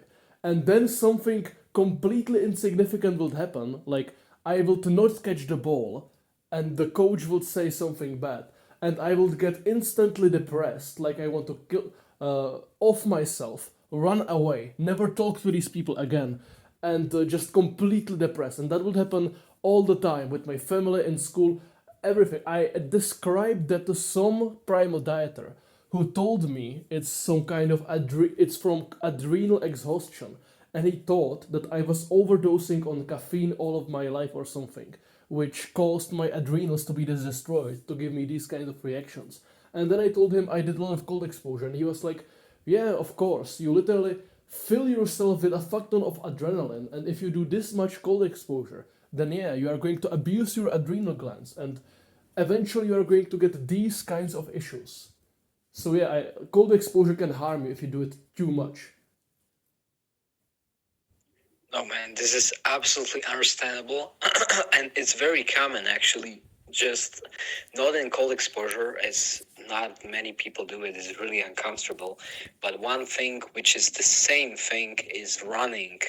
Basically, people are addicted to running, absolutely addicted, because they love how it makes them feel. And they usually run every morning on an empty stomach, and it's the same process. It ups your stress hormones, and it obviously raises your dopamine, and then you have that cortisol high. They say cortisol high, the same high you get from cold exposure. Raise dopamine, you run on the stress hormones because your body thinks you're trying to survive a very dangerous event. And you feel so focused, you feel so productive, even though you're not doing shit. You're just feeling productive. It's probably similar to caffeine, Yes, very. and yeah, it cooks your adrenals over time, and it's a good tool, but you can't really get addicted to it. And especially, you have to look at your daily stressors, and you want to ask yourself, do I want to add another stressor on top of that? Or do I rather just want to actually lower my stress and be productive from there? Because there's a big difference in feeling good on stress hormones and feeling good on your protective hormones, because each hormone has an opposite to it. Basically, have testosterone and estrogen as an example. You have cortisol and I don't know, progesterone or something. And these one hormone goes up, the other goes down. So you want to have the protective hormones up, and you want to feel good there. But when people are stressed all of the time, their protective hormones don't provide enough energy for them, and that's when they get hooked on stressful activities to basically get focused again. And it can be coffee, it can be running, it can be cold exposure or anything. Yeah. So, what else do you want to talk about from your notes? Yeah.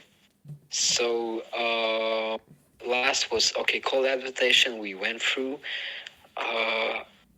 Carbs for performance, we kind of went through that as well. Oh, I wanted to just add, I read a lot of sports nutrition studies, because obviously I competed in combat sports, so I was very interested in that. Even before I knew about Primal or anything, before that I was carnivore for like 2 weeks, and then I just started watching Paul Saladino and immediately went animal based.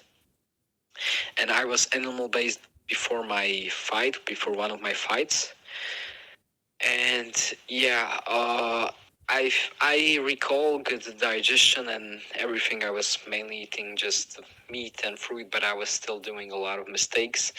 And when we are talking about performance, every study, it doesn't matter who funded it. There are studies who aren't funded by Gatorade. There are a lot of studies who are just funded by organizations that want to know what is the best for performance. And even studies from 1970s or 80s, where the Soviets wanted to they wanted to have the advantage on the Americans, and they wanted to have the athlete edge.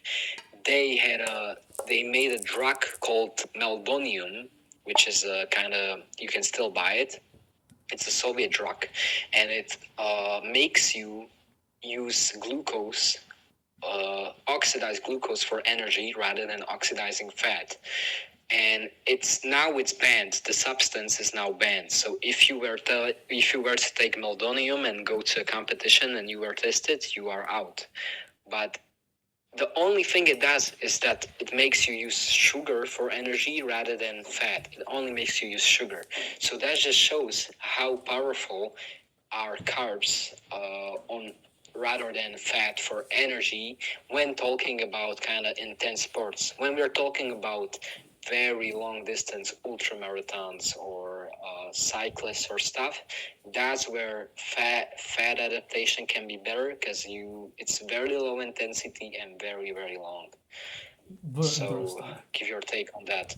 Well, my take on it is that the problem with the carbs, like the the problem with carbs in today's society is that most people eat too much carbs. Come on, most of everyone's diets are just carbs. If you look at a plate of a random person, then 90% of that plate will be potatoes or bread or something. And then they will have a little of meat and little of fat.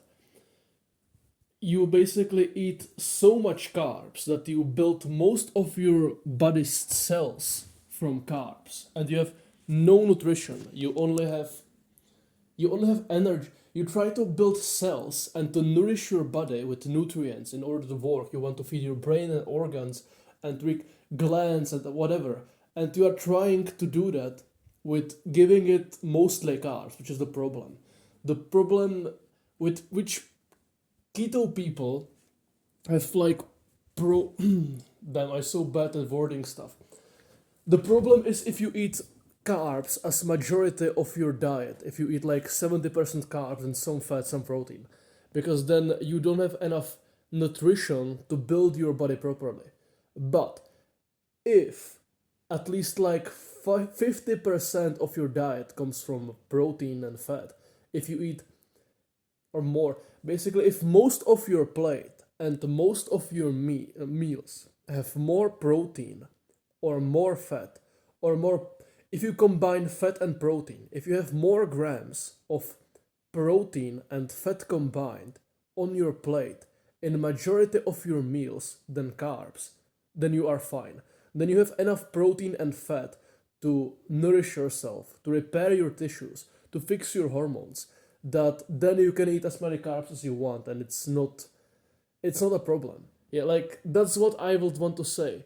Carbs are absolutely not a problem. Carbs are a problem if you eat so many of them that then you don't eat enough of fat and protein which you need to to build hormones and to nourish your tissues. But if you eat enough protein and fat, which you will if you eat more of it than you eat carbs, then you can eat carbs, whatever. There is like not that big of a difference between eating 20% carbs and 30% carbs. You just need enough carbs to have something to burn when you work out or you have a sport or something. Yeah, maybe I would say you maybe oversimplified it a bit too much because you basically said you should eat more protein and fats to kind of have all the nutrients. But someone could say, okay, I'm gonna have chicken breast and some low quality fat with no nutrients, and that's still not gonna provide Yeah, enough nutrients, true, even though true. he's gonna eat I was large talking amounts. in the part like most of people who listen to this podcast are already primal dieters who eat raw meat. So I'm talking for this kind of Yeah. audience. Yeah. Anyways, it's always better to, rather than amounts and macros and shit, just recommending specific foods is always the best. So like, you can even have a majority of your plate can be like carbs, but if you have a 200 grams of liver there or 100 grams, you're still gonna hit most of your daily like minerals and vitamins. And maybe if the starch is potatoes and you have a glass of milk raw, obviously with that you're gonna get almost everything you need. So yeah, it's more about foods than maybe just macros. But yeah, if someone just eats low quality carbs, low quality protein, low quality fats, then it doesn't matter on the amounts. It's Yeah. low quality. Though I would say if you are not an athlete or someone who is trying to bulk or use starches in order to fix some specific issue and knows what he is doing, then I would say that you would benefit from consuming less. The amount of carbs you need is enough. It's like present in raw milk.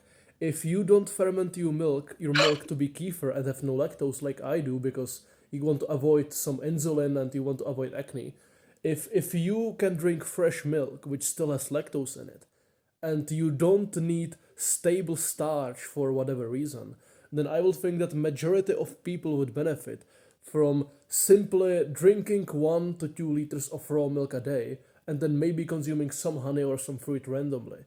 And that's enough carbs. Your plate can be only protein and fat, only meat and fat, or then some, I don't know, garlic or onion or tomato or cucumber or something with a meat meal. And then, besides eating your meat meals, you can have raw milk or milkshakes or something with raw milk, and that's probably enough carbs, honestly. If you eat if you drink more than 2 liters of raw milk a day, if you drink, or maybe even more than a liter and a half, then you have enough carbs. You don't need more than 100, like 100 grams of carbs a day. If you want to run on carbs, then that's enough, I will say. Unless you are an athlete, then consuming 2 liters of fresh raw milk a day, that's more than enough carbs that you need for your life.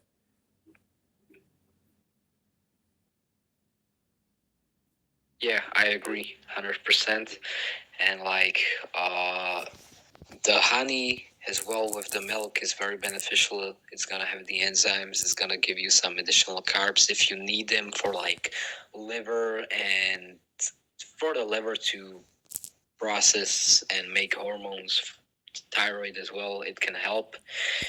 And uh, I wanted to say something else. I don't know what now. Okay, I'm just gonna move on to the next topic. Also, yeah, I wanted to add when we were talking about the cheese strains, for gut Yes. detox, basically catching the toxins from the gut. Yeah.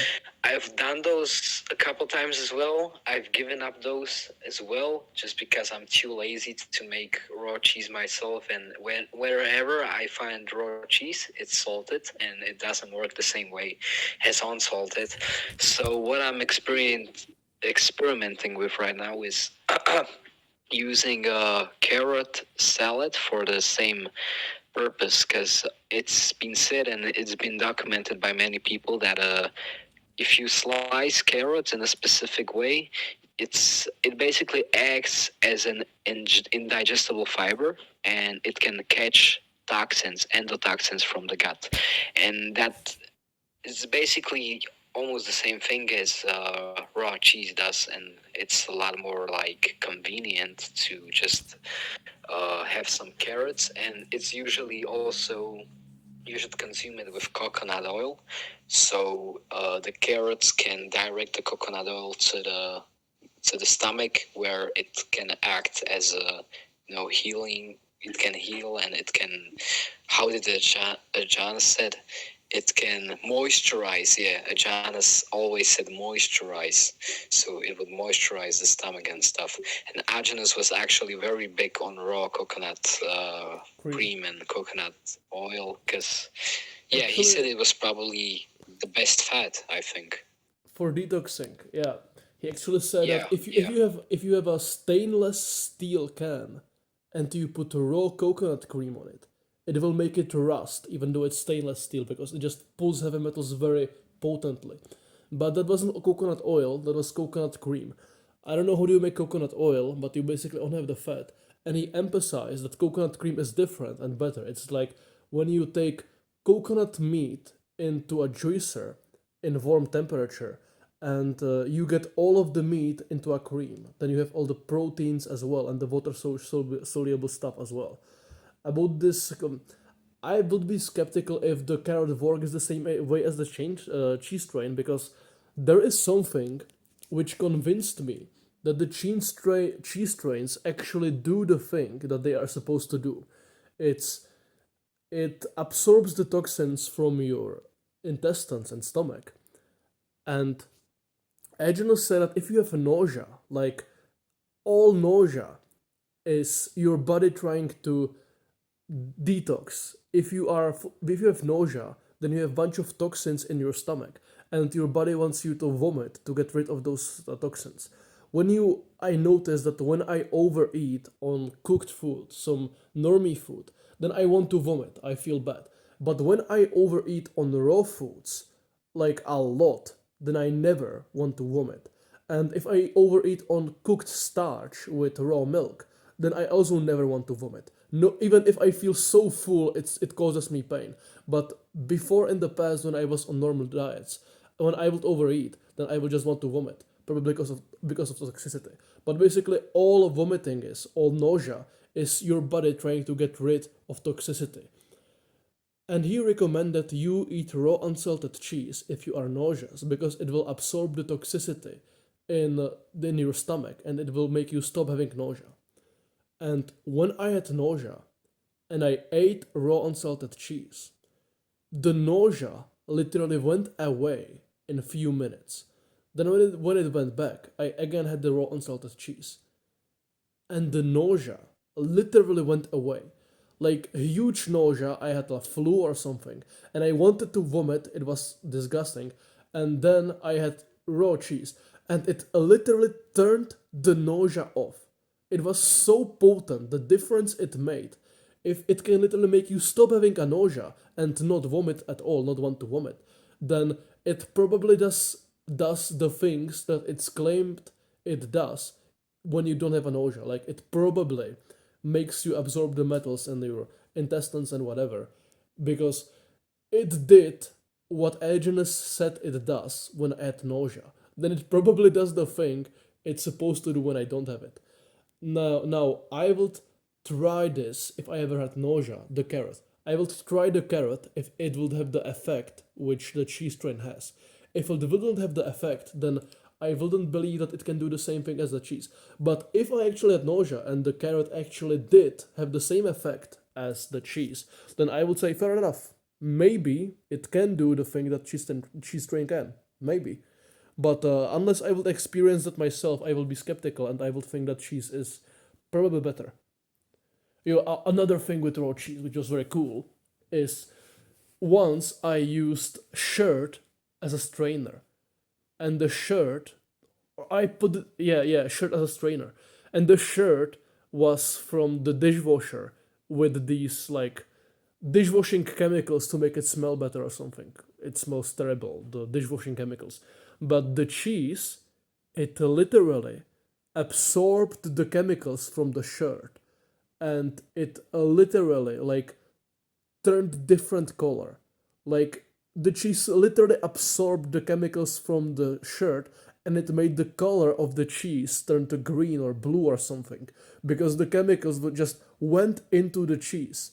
And a new experience again is when in the past when I had acne and I put the cheese on my acne, it literally made the pus, the white part of the acne, go outside. Like I had so much of the white stuff from the acne, it just aggressively wanted to go outside to where the cheese was. I just see the cheese being so potent at the drawing toxins in it. It's very cool. Yeah, that's very interesting anecdote. Actually, never heard that. Yeah. I hope you didn't eat the cheese then when No, it absorbed all the. obviously not. No. Okay. Can we move on? Yeah. Yeah. So, I will ask one more thing for you. You said your opinion on the cold exposure, and what do you think about actually almost lying to your body and trying to stimulate the summer metabolism, summer environment, even though you don't live in the tropics? I don't think it's beneficial. Like I see no reason for it being beneficial. Like there is this thing that as I told you with acne, if I eat too much fruit in season which is not summer, I get acne. I've noticed that when I was in Canary Islands, which is it's like subtropical, but there's a lot of sunlight. I ate as much fruit as I wanted, and I never had acne. Now here, if I eat too much fruit, then I get acne even in summer if I eat too much of it, because sunlight has a bunch of red light and infrared light, and these two lights they decrease your blood sugar. It literally decreases your blood sugar to have enough sunlight. And if you're in winter and you don't have enough sunlight, then you are eating a bunch of sugar, but you don't have the sunlight to decrease your blood sugar, which just feels like you shouldn't be doing it. I don't know, it just vaguely, intuitively feels wrong. I don't even have, besides this, I don't have that much of arguments against simulating summer and winter. Like, yeah, if you consume fruit, then you will be colder, and that might be issue in winter. Though that literally doesn't matter because you can just have a jacket. Like that's not an issue. If fruit cooling you down in winter was the only issue, then I literally wouldn't care about it because you can just dress up and the cold will not affect you because you can always make yourself warm in winter if you aren't living in a tent or something. So I wouldn't care about that. But then another thing which actually might be an issue is deuterium.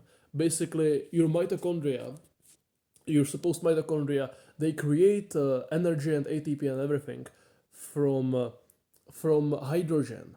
And when you eat food which is high in the deuterium, which is like heavy hydrogen, then your mitochondria get harmed by the deuterium.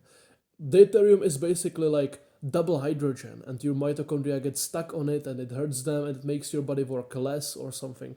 And when you have more sunlight, then you are more able to to work with this deuterium. Your mitochondria becomes stronger because of the red light and infrared light, which is present in the sunlight in summer, in way higher amounts than in winter. And your mitochondria become better at breaking down the deuterium, and at the same time, the more sunlight you have, the more deuterium there is in food and fruit. So if you're in the tropics, then the fruit you eat in the tropics has a lot of deuterium in it, and your mitochondria have a lot of work to do. But because of the sunlight, they have no trouble working with the deuterium. But if you eat tropical fruit in winter, then you have bunch of deuterium, but your mitochondria don't have the sunlight to to work with the deuterium. And now, in theory, in science, on paper, this sounds completely reasonable, and I would like to believe it. But in praxis, I don't actually see how this affects you in real life. Like in theory, excellent health or Jack Cruz oriented people will tell you, yeah, it's a problem because your mitochondria work less. But is it really like, are you really going to get sick from eating a banana in winter? Like, I absolutely understand that it doesn't make sense to eat tropical fruit in winter. Like, intuitively, it just feels wrong to do that. And intuitively, even if I didn't have acne from tropical fruit in winter, I would still eat only like apples or honey or something. Like, I wouldn't eat tropical fruit in middle of winter because my brain just tells me, bro, that's ridiculous. Why would you do this in winter? But but it's just intuition.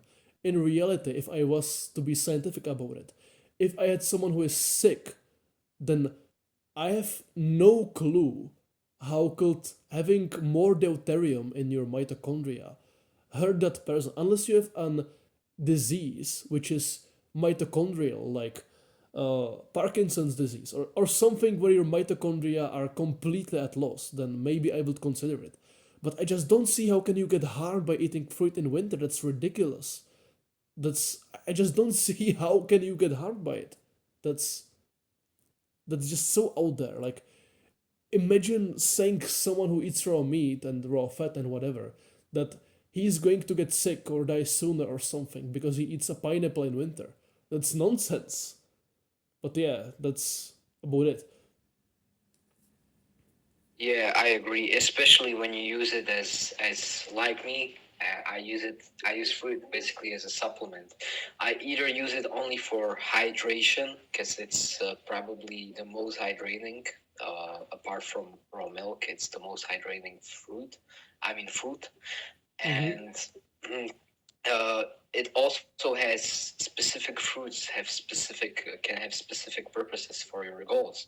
For example, pineapple, you can use it for fat digestion, but you can Yes, also use it true. for bone growth. Yes, I just And did that.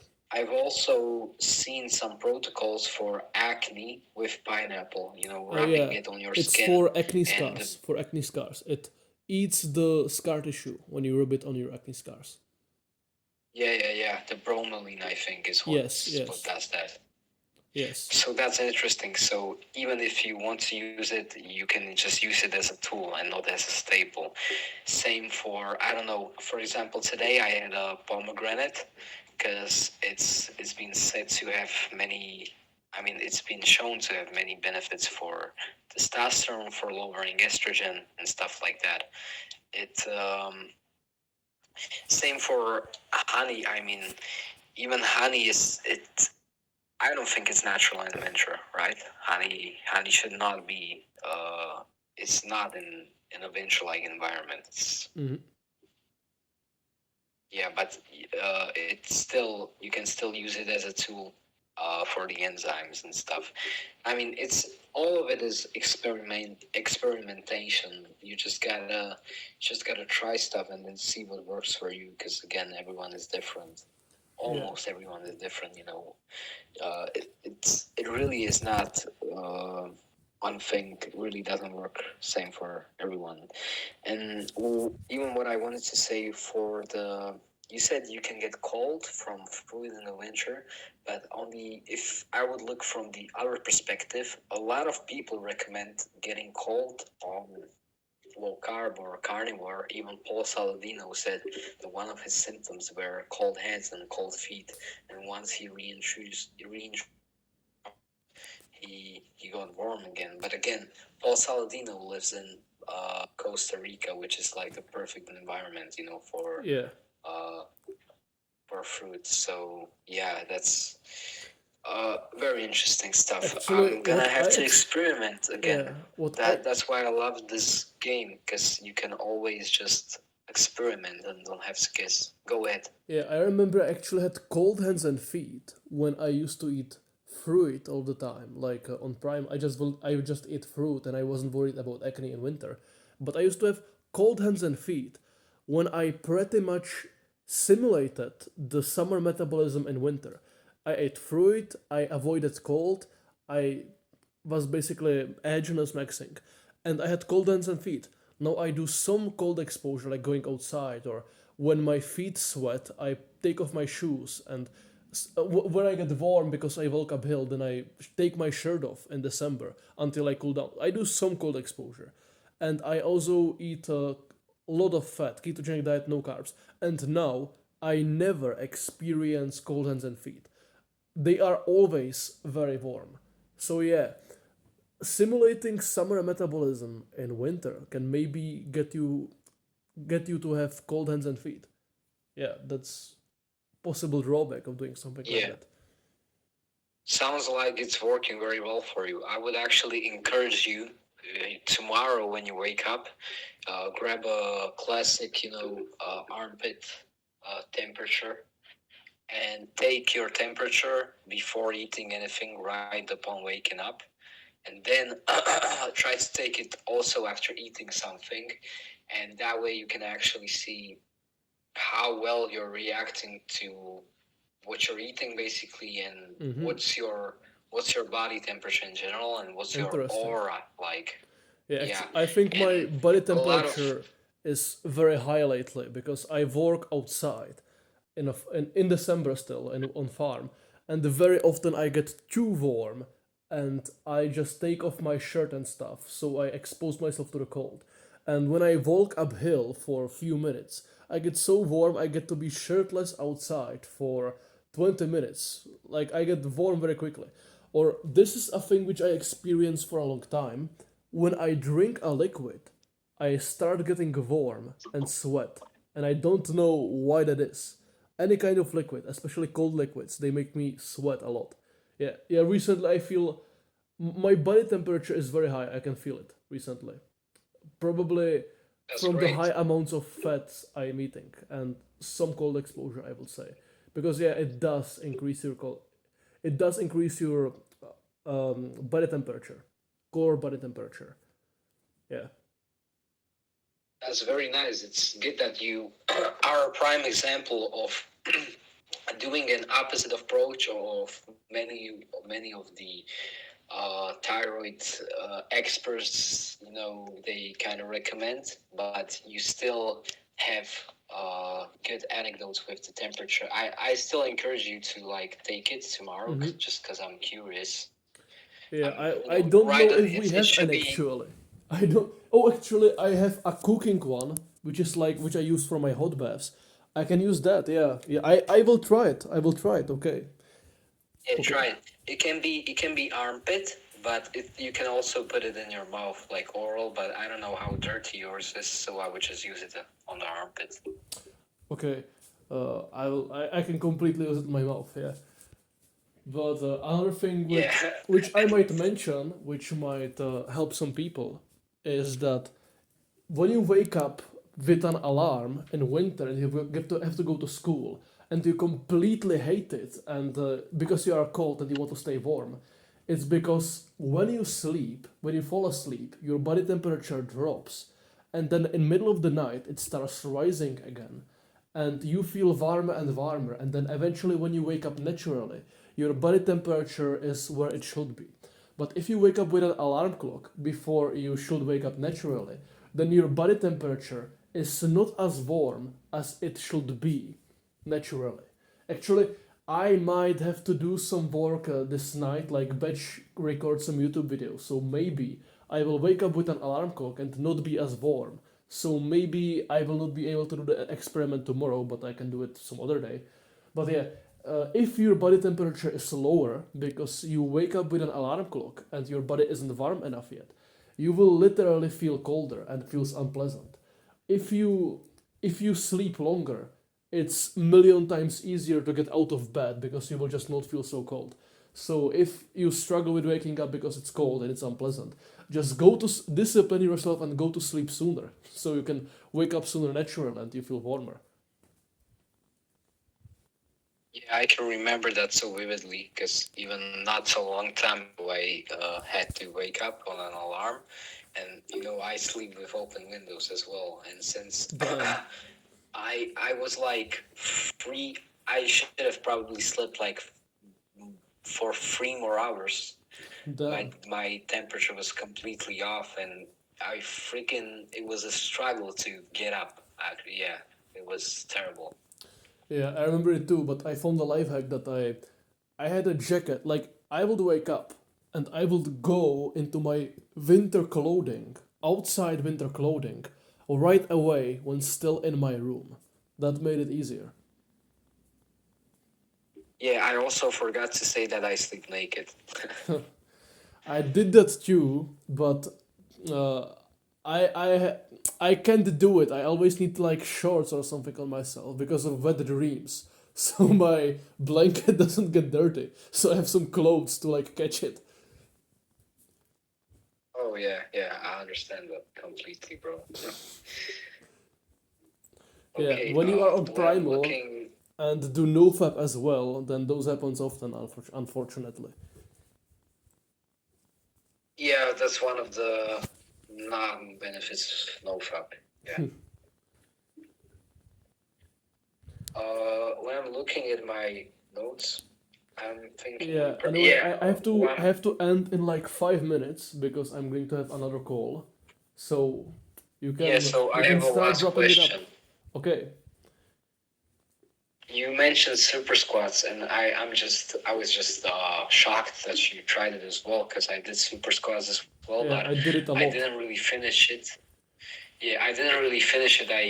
I kind of ended it like 4 weeks in, just because then my other training started to rise, and I couldn't keep up with super squats. Mhm. But I just want to ask, at what age did you did it, and did you see some like visible rib cage or even I don't know whatever growth? Because from other anecdotes, I've heard that the set is being so hard, the set of squats being so hard, it kind of releases a lot of growth hormones and stuff. And one guy grew. I mean, he was running the program for like a year, but he didn't do it 3 times a week. He just did it 1 time a week, and he grew a shit ton. He gained a lot of weight, but he grew like 2 to 3 inches, and his rib cage expanded like crazy. So I just want to ask on your Damn. experience.